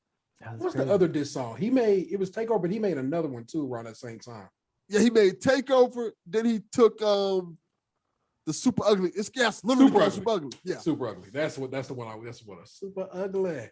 And Ether was the song of Adnan before the song of Adnan. Pretty much, yeah. And I was explaining to my son that I was like, yeah, he was like, I was like, yeah, this whole explaining to the whole timeline and the beef and stuff like that, and the fact that the term ether came from this song. Like this literally started a phrase that people still use in the rap today. Like they don't say like, when you lost, you got didn't get took over. Yeah. Nobody said you got took over. They said, you got ether. Like when Drake lost, they were like, you got ether. They're not saying he got took over. Yeah. Oh my God. That's a trip though, but that's exciting because it's like you get to relive it again. And then you now have someone who you can talk to about it and then see it through his eyes. So it's like, that's really, really exciting. I mean, that's the same as like watch these classic films, it's the experiencing something that you're passionate about for the second time. Well, let's get to the other part since you mentioned it. So I'm also on my Patreon. I've been doing this thing where I'm doing this podcast for my son called The Boondocks. Mm-hmm. What it is my son has never watched any Which also sounds, I just got to say, it sounds wildly inappropriate. Yes, it is. Like, whoa, chill. Great name. But yeah, so my son has never seen any of the Boondocks, like at all. Didn't know none of the cultural references of it. Didn't know nothing about the Boondocks. He ain't know about Smash the Homie? None of it. None of it. So no Uncle. So he didn't get any of the Uncle Ruckus memes that go around. None of it. Damn, he's getting so much reference. So each episode, I sit down with him. We watch an episode of the Boondocks, then we immediately record after it so we can give our thoughts about the episode, how he feel about the episode. And I try to give him a timetable of where we were at in society at that time. Like we recorded 4 episodes so far. The most interesting one to me was the R. Kelly, the trial of R. Kelly. Yeah, which blows my mind too, how early that was. Yes, 2005. That the R. Kelly episode was like latter Boondocks.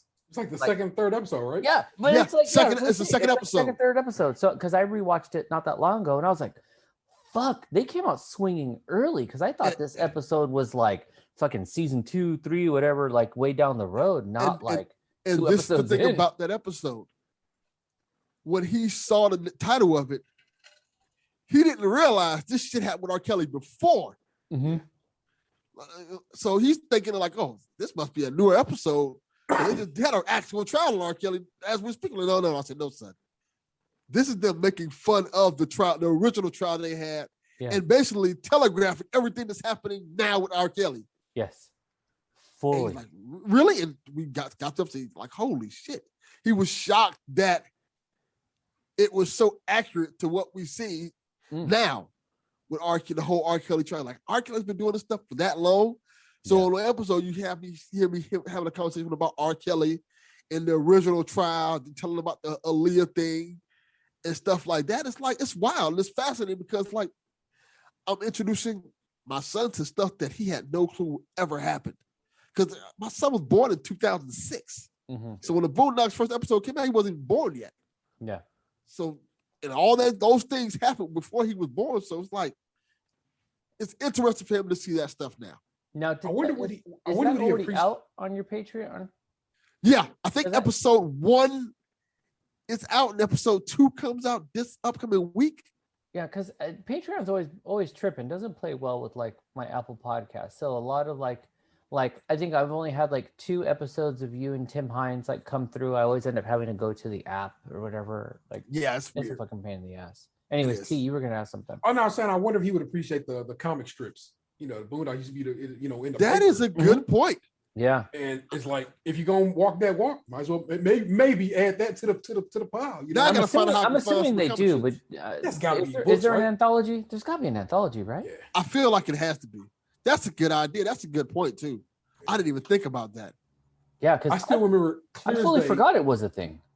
A Sunday, like one of his Sunday morning strips was like he had drew up like Storm from the X-Men, and he was like, and the joke was, unless Storm has developed some heretofore unknown mutant hair weaving ability, because he was talking about the way Storm is currently drawn in the comic book. So it's basically a commentary on that, and heretofore unknown mutant hair weaving ability is a joke that sticks in my head to this day, man. I loved those strips like that. Like I think started in the Source before he started getting them in the paper. I think so. Yeah, so Aaron Magruder. Yeah, that's that hip hop. It's that hip hop, man. Around the time when you would have been falling in love with Illmatic, or I would have been, not Delvin. Dude, it's like again on that whole like I have a couple things I have multiple copies of. It is 3 different versions of Illmatic on the shelf over here. I think I have, but I have the CD version. I think I have 3 or 4 versions of it. Yeah, in regards to Illmatic, you know what Illmatic is? Illmatic is boom bap, but it's the late stage boom bap. You know what I'm saying? Yeah. Well, it's kind of past Public Enemy and so forth and so on. Because that's right where we were hitting the transition. We're hitting the vanity sort of puffy verge. It's also kind of when New York was kind of wrapping it up, and we were headed out west.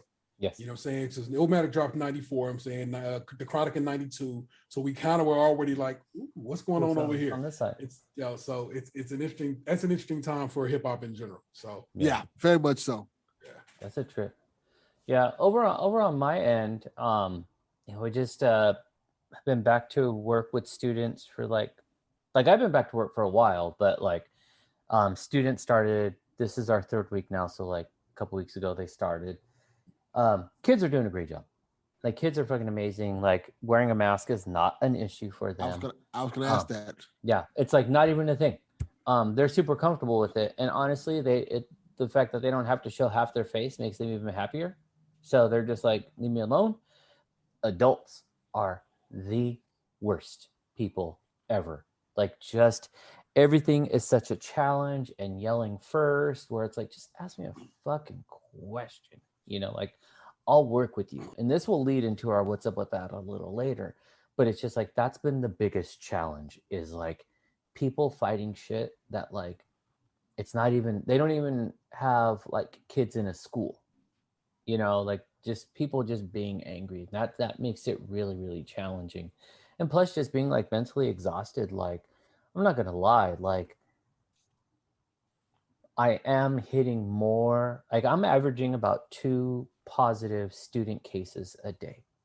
Woo. And I'm having to quarantine classrooms and shit like that. Like, it's fucking hard. And that comes with a lot of like, so if Delvin's son was at my school and Delvin's son was positive, I have to figure out who was sitting around Delvin's son when he was in class.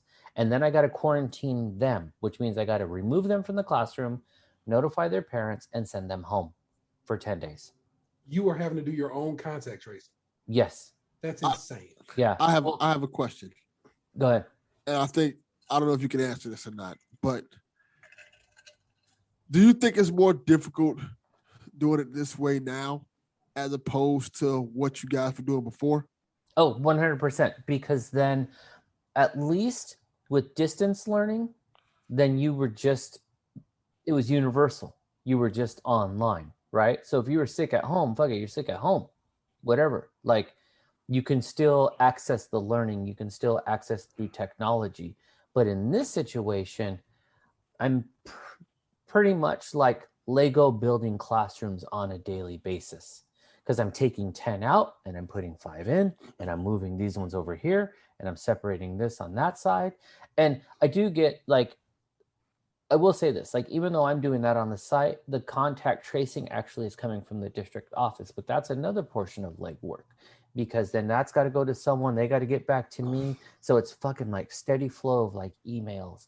And that shit is really fucking hard, because you know what I'm not doing is I'm not focused on educational instruction, which is the big piece. I'm doing healthcare work like nonstop. My fucking office is busy. Like, that shit is really, really fucking hard. So that's been like a super big challenge.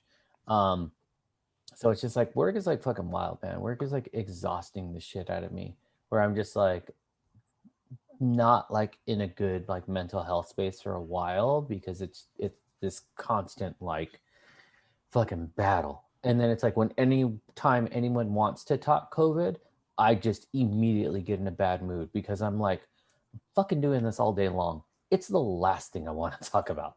Like, Oh yeah. Talk to me about taxes. Fine. I mean, you know what? It still was hot in the streets. So doing taxes, but just like, I don't want to hear it. Like, I can't do it, because it's every fucking day. So that's been a challenge. But also what's been hard too is like, with the kids coming back to school, is those who haven't been back on site. Because last year we had like half the school on and half the school off. Yeah. And the kids who haven't been in school, like, imagine like T, you work from home. I see you're in a t-shirt. You probably wore a t-shirt all day, and you probably go take a piss when you want, and probably get a snack when you want. If you had to go back to the office tomorrow, your whole schedule would be off. Yeah. Like, you'd be like, I got a lunch time. What? Like, okay. Or you probably go piss when you want, but you're just like, damn, I just got a little while ago. Is anyone gonna be commenting on how many times I go pee? Just those mental things we do with ourselves. These kids don't have it right now.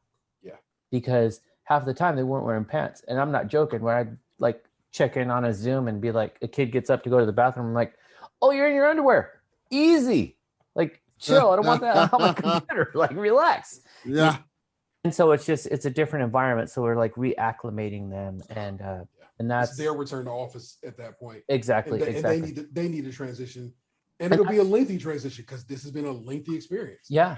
And so that's where I tell my staff, though, I'm like, listen, I am not going to, whereas usually in a regular year, you spend about the first week establishing management, and then you can kind of keep it moving.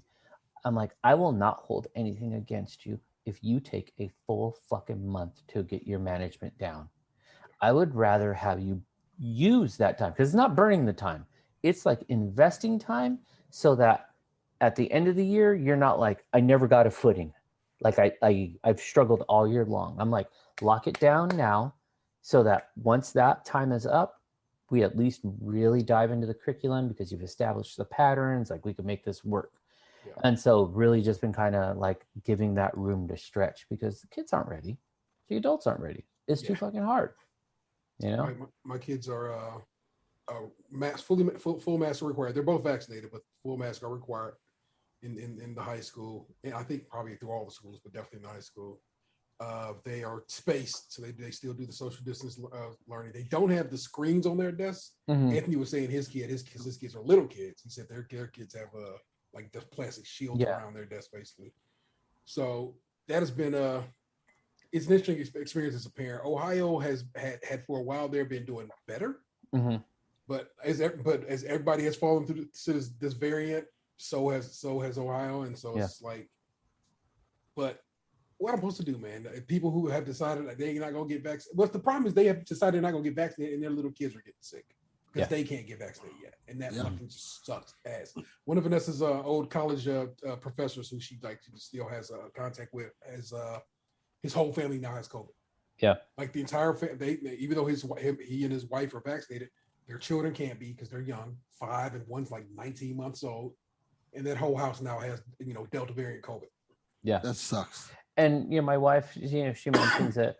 We talk about it at home, and she's like, "Why won't people do it?" And I'm like, "Because it's not real until it's real. Like until it hits you, and then you're like, ah, fuck. Okay, I was anti-vax this whole time. Now I'm up on a respirator type of shit, So it's a challenge, but onto some like more positive things though. Positive, negative. I did get the brakes fixed on my car, so now I can drive it because almost dying. That shit wasn't cool. But they had it in the shop for like 3 weeks. Pretty much I ended up having to do like a whole new like brake system because it was like new hose here, new hose there type of thing. But feels great now. Like I'm super happy that I got it done. And then for Father's Day, my wife got me, or the kids got me Dodgers tickets. So my wife and I went to go to a Dodger game recently. And that was like fun and weird because I haven't been like in a large group of people in a long time. So it was like exciting because I miss events, but also like fucking stressful because I'm like, damn, this is a lot of people, where it was like, I really like once we got in and we got our food, I really didn't want to leave my seat. I was like, I'm just gonna stay right here. Like I'm good right here, I got my peanuts, I got my red vines, I got my drink, I'm good to go. Like that's because you're one of those Twizzler motherfuckers. Don't be making that face. Hey, no. See, like I said, I'll eat Twizzlers, but what's the go-to is Wallaby licorice. I don't know about that. Come in a bag, so it's a little like chunks of licorice, but find some Wallaby. Wallabies shoes though, from back in the day. Yeah. The Wally used to wear them. You know what I'm saying? Yeah, I know what Wallaby licorice, man. I will make it a point to send you a bag. Yeah, okay, please do. Because at the same time, I don't want you disrespecting red vines like that. Red vines taste like clay, God. They're terrible. Oh, look who got kicked out. But the three of us share something in common, and that is a young son, in the teen era of life. And I do got to share some things that my son has said to me recently where I am like, boy, what the fuck is wrong with you? Like, this is what this fool said to me. I'm going to start with this one. He comes up to me a couple weeks ago and he goes, hey, I think I'm ready. I think I'm ready to make cereal. I said, what? I remember this. I said, ready to make cereal? I said, it's not that hard. It's a fucking box, man. You just like open, like what? Yeah. So like, show me what to do. I go, there's one rule. Do not put the milk before the cereal. Like, that's it. That's all you need to do. Okay. So he gets the fucking box of cereal, opens it up. He's like, how do I get it out? I'm like, I'm surprised he didn't pour the milk in the box. I'm surprised he didn't spill the whole thing on the floor. How up until this point has he missed this? Have you been doing too much for your child in the cereal game? So I'm gonna get there because you remind me of a follow-up conversation I had with my staff. So because I use this story as an icebreaker with them because my son he's always on some bullshit all the time. So when we got back in our first meeting, I was like, you guys want to hear a story with my son? They were like, yes. I was like, okay, here we go. So I go, okay, so open the box, get the bowl, Where's the bowls? I go, do you not live in this fucking house? The bowls have been in this house the whole time. Literally across from the cups. Okay. So I get a bowl. Yeah. God damn it, Gavin. Get a bowl. He brings the bowl. This is already a stressful experience for me because it shouldn't be that hard. I'm already blown away by like make cereal.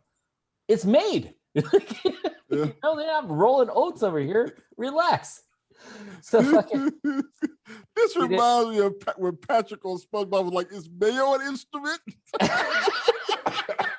You know what? It really feels like my son is Patrick Star, like in many ways. So pour it in. Okay, good. Nice level. I go, do you just want the cereal to be like almost level with the top?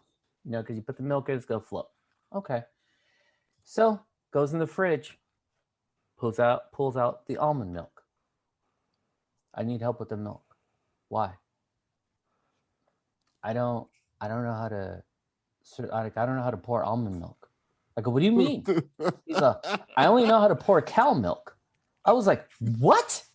I go, we haven't had like cow milk in this house in like never. The fuck are you talking about? And he's like, yeah, how do you do it? I only know how to pour cow milk. I was like, you've never had cow milk. You know, have you only ever had like almond milk? What are you talking about? He's like, well, what do you do? I go, oh, Jesus Christ.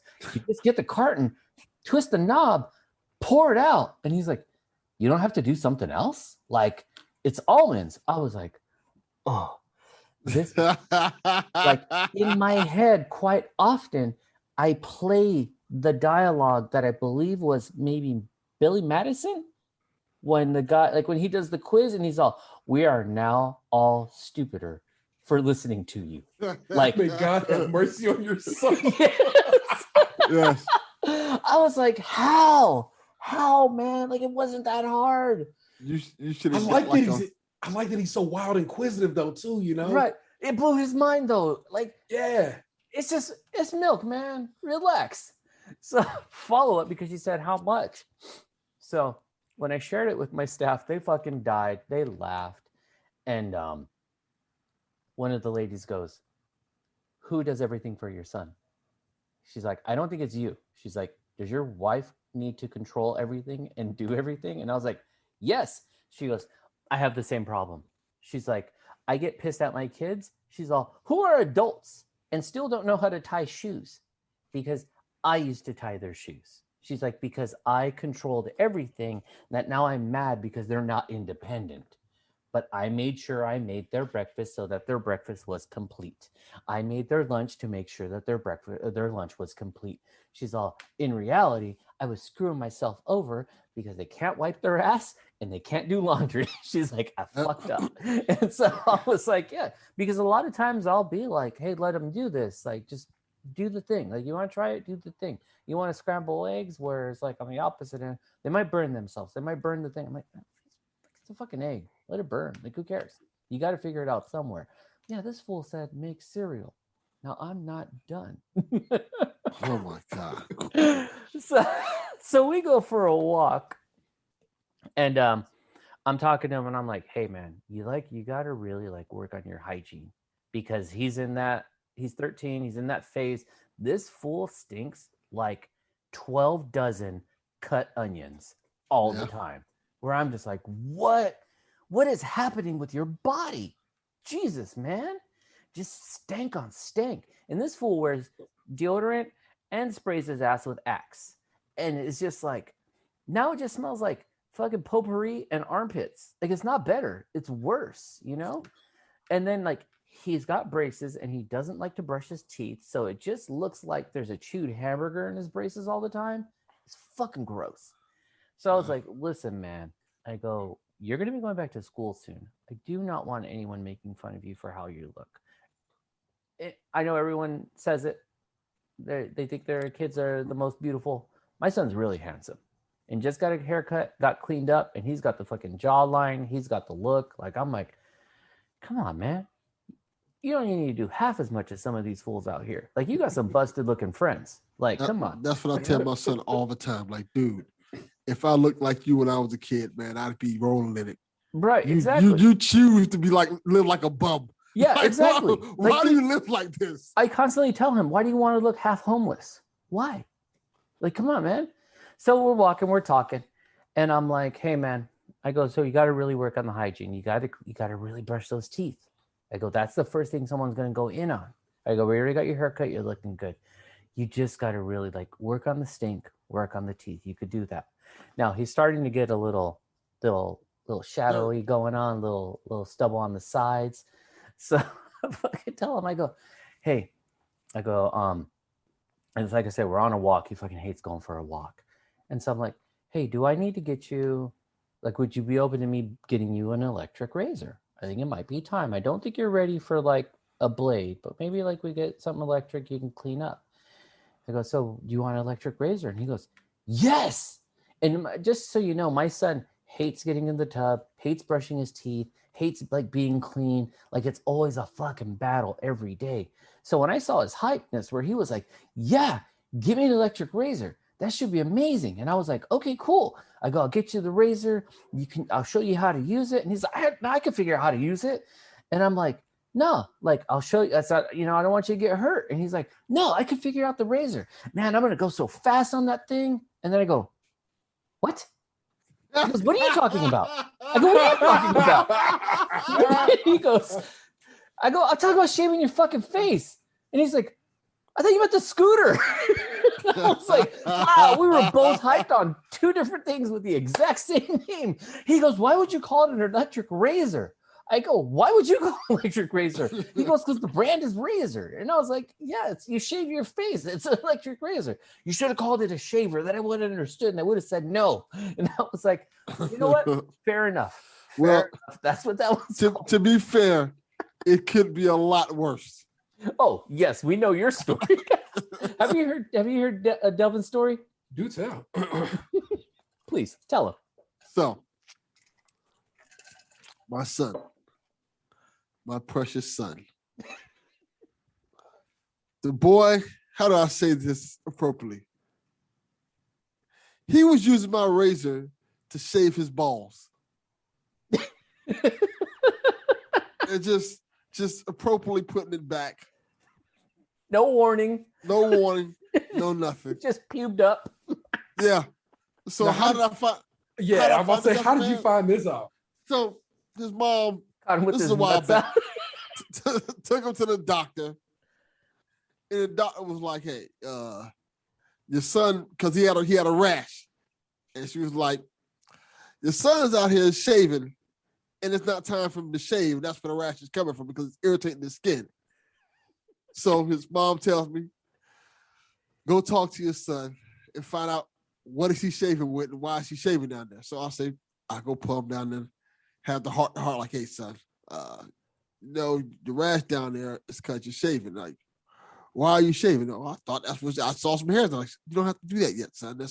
You can wait on that. What are you using to shave? Oh, your razor. What you mean using my razor?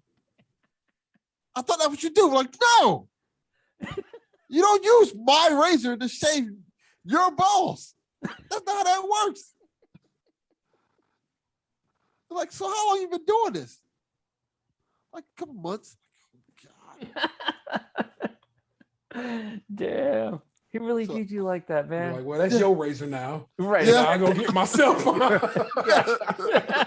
So for approximately like 2 months, I've been shaving his ball juice on my face. This fucker doesn't want to. There's two things. I know for a fact he was shaving for 2 months. And I know for a fact that he hasn't cleaned razors or anything like that. He's not a clean kid. Yeah. Kids are not clean. So I'm quite sure he just shaved his ball and just put it right back. Just threw it right back. No alcohol to clean it off, nothing like that. No. You just got nut flakes all over your face. Yeah. It's just all good. That's fucked up, man. That ain't cool. Yeah. You had any experiences like this, T? No, but that's because okay. So when my son, I mean, not to bring the whole party down, but like when my son started junior high, which is around the time all these things would have occurred, was right after his mom passed away. So I have been a very present parent in all aspects. Like, all right, we got to make sure we clean, got to make sure we keep things tight.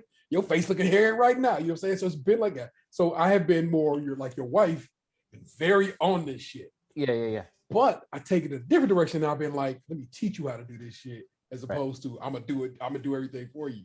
So it's like not with neither one of them, except for his grown ass, almost 18 ass. The other day came and gave me a hug. I'm like, you smell awful. When's the last time you showered? A couple days ago. No, A couple days. No, yeah. don't do that. And it's summertime still. You know what it is. Right. But it just was like a couple days. I'm like, no, sir. No. No. Go shower now. Because they like I said, remember Bob said both my kids are marching band. So they all constantly out there doing it, just becoming a stanky, sweaty mess. Right. He has his car, so he constantly messing around in his car. Like, bruh, it's just required, man. Go shower. You are not these white celebrities out here who talking about they ain't making their kids get clean when they see the dirt. Mm-mm. Yeah, you got Ashton Kutcher, right? For sure. So, oddly enough, at 17 going on 18, yeah, the stink problem arises every now and again, even still. Damn. So if you thought that was going to change, no, it's not. It's not. No, I know it's not. So as we continued on this walk, right? So then I go, hey man, because my son also I refer to him quite often as the weasel. Because he's got a little bit of like a little raspy voice to him. He's a human weasel. That's why, like in Suicide Squad, I was like, it's fucking you. Like that weasel is you.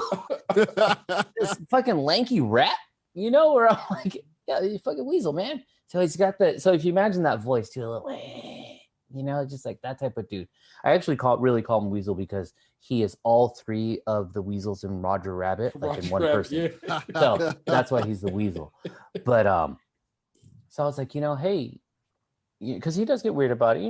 He gets uncomfortable about things. I try not to stress him out, but I was like, hey, you're going to start hitting a phase where you're going to get interested in people. And that's where the hygiene's going to have to come in too.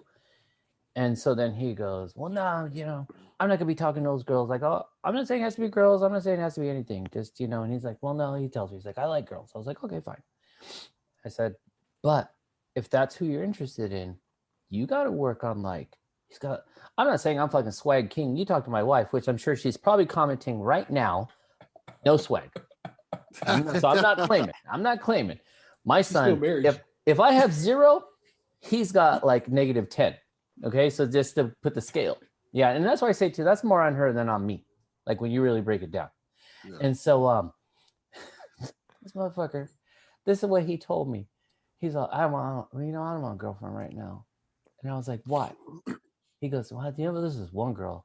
She started texting me, but she broke up with my friend and then wanted to get with me. And I was like, no, I'm not going to do that. And I was like, okay. He's like, so I'm not really interested in having a girlfriend right now or just hooking up. And I go, why? For reference, go to YouTube and listen to Chief Keef Bang. He does edit the lyrics. My son said, it's like Chief Keef says, I don't F with these B's because they turn into HOEs. That's some Chaufie ass shit to say. What? Which, yes, there was a part of me that was like, oh, that's me. Where I was like, what the fuck are you talking about? And he's like, yeah. He's like, just like this girl. He was my friend's girl. And then once they broke up, she started calling me and wanted to be my girl. For the streets. No. So I was just like, technically, yes. Yeah. The B did turn into an HOE. Yeah. But that's not for you to judge. Let her live. Yeah. Also, if you had a B, you wouldn't know what to do. What the fuck are you talking about? Yeah. Your son will listen in the future. Which then he followed. Which then he followed up with, and we were on the sidewalk. I crossed the grass and walked into the street because I was like, I cannot walk near you. I cannot do this. He said, but you know how it is though. Again, remember, this is a little raspy voice. They just want me for my cash. I said, what? I said, you don't have a job. What are you talking about? You don't even get an allowance. What fucking cash are you talking about? And he was like, I got an Xbox. I got a PlayStation. I go, fool, I bought that. Yeah. They want it for your cash. Right. I was like, yeah, they want your money, not his money. Right. I was like, everything you got right now, the phone, the Xbox, the PlayStation, the TV. I go, I own you. I literally had to pay for your skin to come out of the hospital. The fuck is you talking about? And he was like, they just want for my cash. Like, I mean, look at, and I was like, you know, the ignorance paralleled with the confidence that you have in the moment is unbelievable. Like, does that make you like a sugar grandpa? Right. Oh shit! Like if your son is sugar Show daddy, title. That's show title like, right there. Sugar grandpa. I was like, what the fuck, man? Like, you were tripping. What is wrong with this kid? Where did I fail? Where did I fail as a dad? Bruh, you have made an amazing child who's only gonna grow into it. Right. Yeah. When he figure that walk out. Mm-hmm. But you know what the deal is, no? It's like a good time because he's like a sponge right now, man. Yeah, Just start teaching them all the game. Yeah. Teach them how to do laundry. Teach them how to fucking make cereal. Teach them how to make eggs and shit. Just start doing it all. Because he seemed to be in a real like receptive state right now. Yeah. No, he Take advantage and put him on. definitely is starting to. Because he's also like, and that really is true, because for the longest, like, he told me he was never going to learn how to drive. He's like, I'm just going to work with you and we're going to carpool. And I was like, oh no. I was like, no. Like, you can work somewhere else, but you are not working with me, because I will fucking murder you or you will murder me. One of the two is going to happen. But he started talking to me where he was like, how did you learn how to drive? And I was like, well, I go, which I also very like honest, the way I learned how to drive and actually learned how to drive automatic and stick shift. Do you guys remember the game Hard Driving?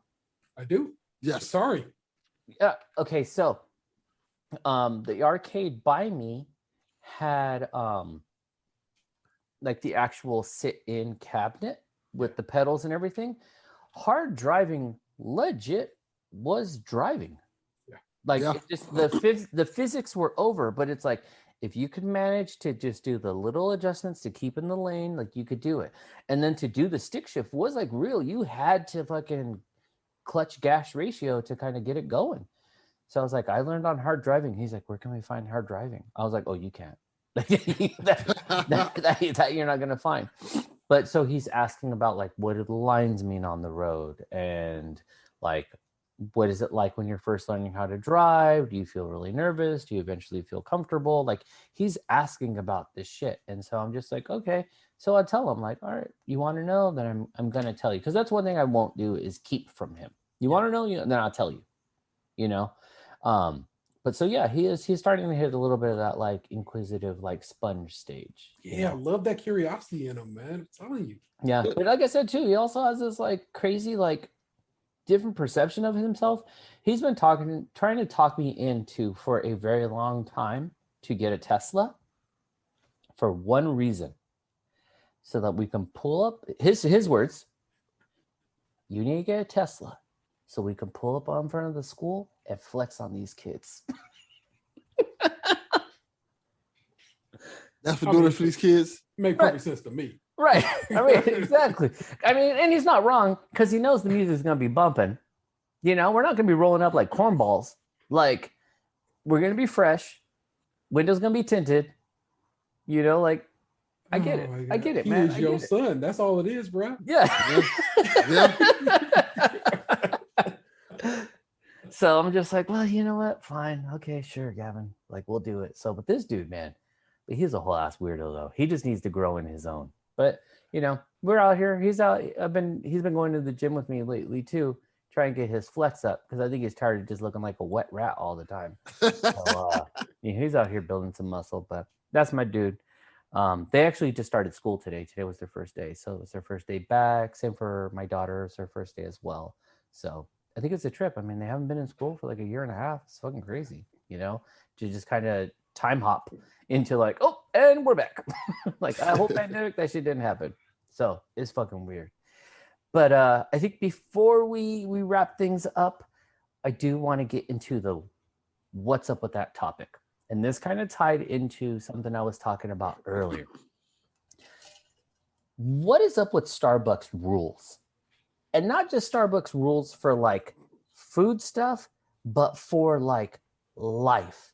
And what I mean by Starbucks rules is getting things your way because you want it. Here's an example. Okay. I got to set up protocols on how kids can be dropped off at school and then exited from school, right? The different patterns. I got to minimize traffic. I got to make sure there's spacing and shit like that. I've had multiple adults approach me and say, okay, I see that we drop off here. And then when they go home, they go out there. And I'm like, okay, great. You know the pattern. Awesome, great. See you at 2:30. You pick up over there. Okay, but what I want you to do for me is this. Can my kids wait right here? No, the drop, like how you stated, the drop-off's over there. Yeah, I know. But what I want you to do is know that I already told my kids that they're going to pick up here. No, I hear you. So what I'm going to do is I'm going to tell your kids to pick up back there because you misinformed them. So I'm just going to let you know that you got to pick them up there. No, that's great. But because I don't want it that way, I'm going to have them picked up here. And that's just one example of like, what is wrong with people just accepting a protocol, just accepting like, this is the plan, this is the procedure. Instead, they're like, that's nice, but what I actually want a venti with the foam on the bottom, not on the top. And if you gave me 2 pumps of no sugar vanilla, 1 pump of sugar vanilla, and then if you could just shake it, but with like 3 ice cubes, that would be great if you could do that for me, because that would make my day. When it's like, or I'm going to give you this fucking caramel frappuccino and you're going to walk outside. Like, I don't have time for this. Where are we in the world that this is the norm, that we feel we can finesse everything, that everything can be a turn to the left or a turn to the right, that we have to have it our own specific way? What the fuck is this? I need you guys to chime in. Like, tell me. Bro, this is why people are taking like sheep dewormer for COVID when we have a perfectly good vaccine. Okay, where did that come from? Because I saw this recently on the internet and I was like, people really taking sheep dewormer? Taking it and taking too much of it, more than they would give a sheep, which is a large animal pretty much. I'm saying, if you bumped into a sheep in your life. Right. Yeah, I've seen a sheep. They're supposed to get like a milligram dose mixed in with water and shit, taken over a period of time, and people are popping 15 mils of. It's insane. Yeah, and I saw someone like on TikTok who, as if they had squeezed like a gob of toothpaste in their mouth. They were just like, oh, and I was like, is that for sheep? Like, for sheep, horse, cows, very of the bovine basic situation.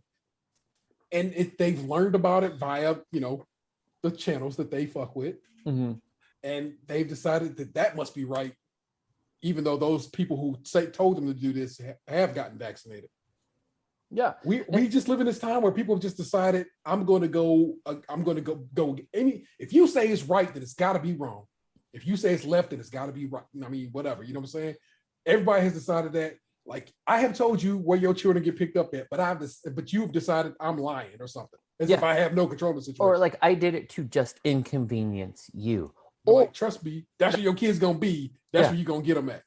Or it's like, I'm not a doorman. It's not, you're not gonna slip me a 20 and be like, come on, man, we're cool. You gonna let me in, right? Like, come on, look at it. I got just let me in. It's like, no, that's not how this works. But I see it so often, like out in the community, where it's just like, no matter where you go, there is always someone that's like, yeah, I know the sign says 10 items or less. I'm bringing the whole fucking cart in. Like, just, there's no, like, what's the point of putting up a sign? What's the point of saying, like, this is the protocol? And this isn't even on some fucking wear a mask shit. This is like in general. It just happens to be that wear a mask works the same way too. Yeah. You know what I'm saying? It just happens to be like, oh yeah, that counts for all things. As it turns out, people are real shit. Yeah. Yeah. I had a parent tell me, hey, what time does school get out? I go 2:30. Okay, good. Because I'm not going to pick up my son till 3:30. And I said, then your child will go be out here crying. It's a real problem. I said, that's going to be a problem because if your son waits out long, we don't have after school care. If you leave your child here for more than an hour, I must call our local authorities because you have abandoned your child. Correct. Knowing good and well you should pick up. Yeah, but I'm telling you. No, that's not how that works. I go, yeah, you're telling me that's great. And I'm telling you, we get out at 2:30. You got to pick up your son. We will be here for like another half hour to kind of make sure everyone gets sorted. Traffic things happen along the way. We get it. But you are telling me you are choosing to be an hour late. Yeah. I mean, I got some errands to run. I'll be here. I'm like, okay, I'm just letting you know. You don't pick up by 3:30, I'm going to have to call.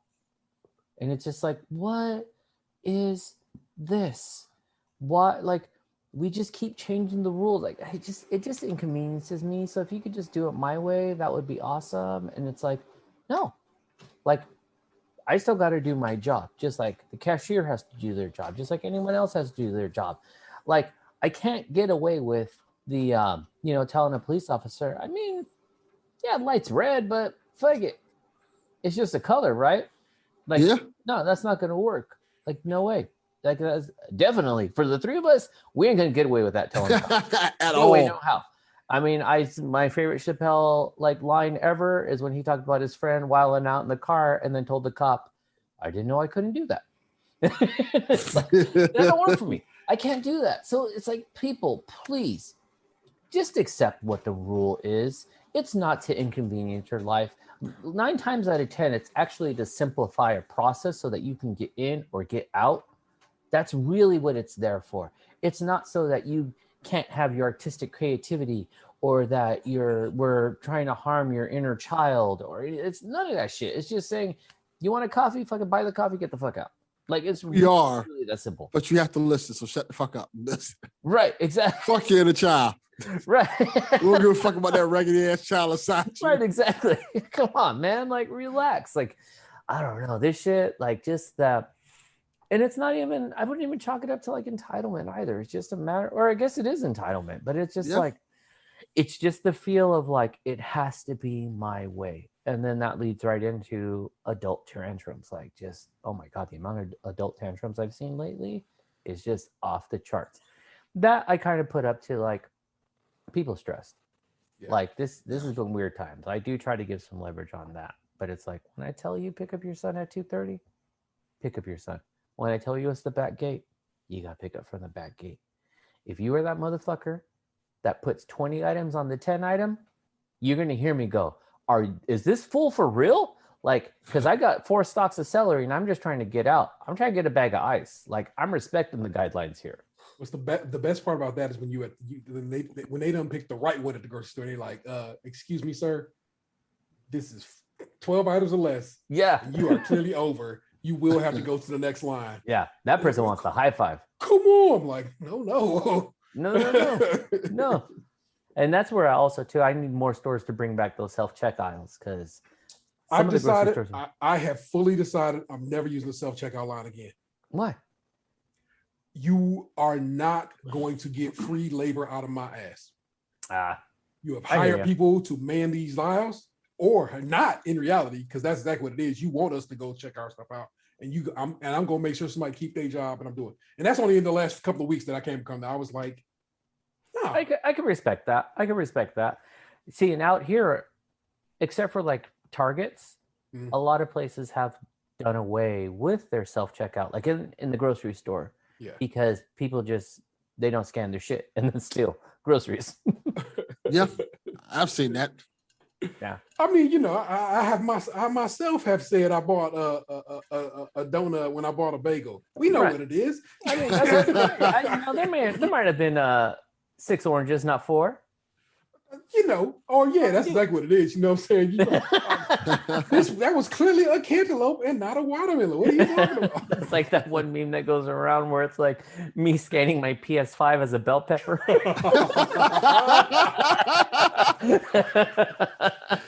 No, Oh yeah, so I was at Walmart the other day doing something, and Vanessa's like, "You want to go over there?" I go, "Hell no, they is not getting no labor out of me. That is not what this. That is not what this exchange is. You know what I'm saying?" And so, Exactly. and as it turns out, like the self checkout is always chaos because guess what? People aren't cashiers. Yeah. So they all. So I go see the professional who knows what they're doing. It's usually a relatively quicker transaction because of that. And I'm okay with it. Plus, that person keeps a gig, hopefully, you know? Yeah. I get it. That makes I've been on this labor shit lately, man. This damn Oreo situation got me jacked up and so forth. So I've been on it lately.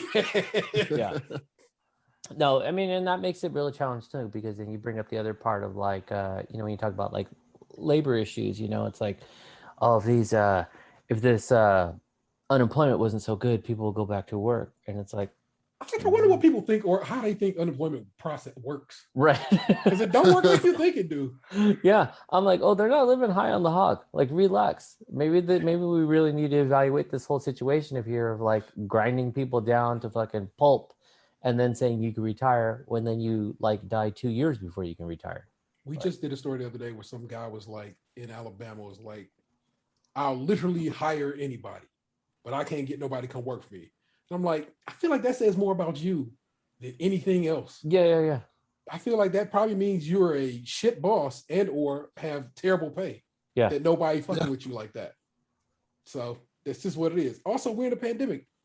Over 600,000 people died. Maybe we're just short some more employees than you think we are at this point. Yeah. So, that is true. That is true.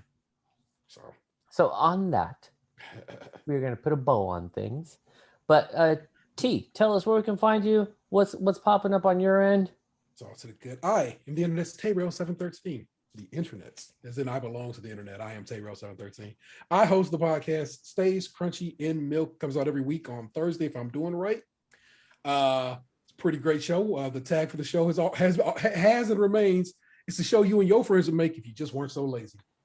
Because it's just me and my buddy sitting around talking wild smack. That's it. If we are in person, it goes one way. If we have to do it remotely, it goes another way. Remote works a specific way where, I select stories and stuff like that there, and we try to keep it a little more on point and focus. And if we just together, we just let that shit fly. And it's a fun time because I kick with my homies and we just sit and jaw jack, and it's a great time. I think it's a fun show. We've been doing it for about 8 years now. So it is a delight. It's almost we are nearing some transitory stuff because Gabe is about to hit the road. And so that'll be a fun thing when that happens. So, but yeah, give us a listen. You know what I'm saying? We have a Patreon. If you're trying to put in on this, give it a go. I have a YouTube channel. The episodes of the podcast go up there every week. But what's neat about that is I do a music show called Podcast. And that particular one is the vinyl edition. And I unbox records and I talk about music on it. Pretty good. So I would ask you to come on and get down with us over at Stays Crunchy Milk, Skim Pod on Twitter. I am Tayrail713 on Twitter. TAYREL 7, the number 7, 1, and 3. Yeah, so check him out. Like, I really highly recommend his podcast. Super enjoy listening to it regularly, like all the time. And my gauge on if something is a good show is when I am responding, though you guys can't hear me. It's that, I'm telling you that, what's they call that? Parasocial relationship. Yeah. When you yelling at people like, come on, man. Because I'm what? God, these motherfuckers, man. Or I'm like, yeah, man, tell them. That's right. Listen, you got my phone number. Oftentimes I'll get some hey man, what was going on here? Like, bruh, come on, man. Yeah. That's right, Gage. You can probably figure out when I'm listening to it because then there'll be a random text where I'm like, oh, I'll know. And I'll be like, somebody's listening to Mountain Dew, huh? The fuck is that? And then Delvin, what you up to, man? Man of 1,000 pods. Come check out the Delvin Cox Experience. That's the one that matters, man. Yep, that's the main. When you starting the Delvin Cox Experience Network? I don't know. Pretty soon, probably.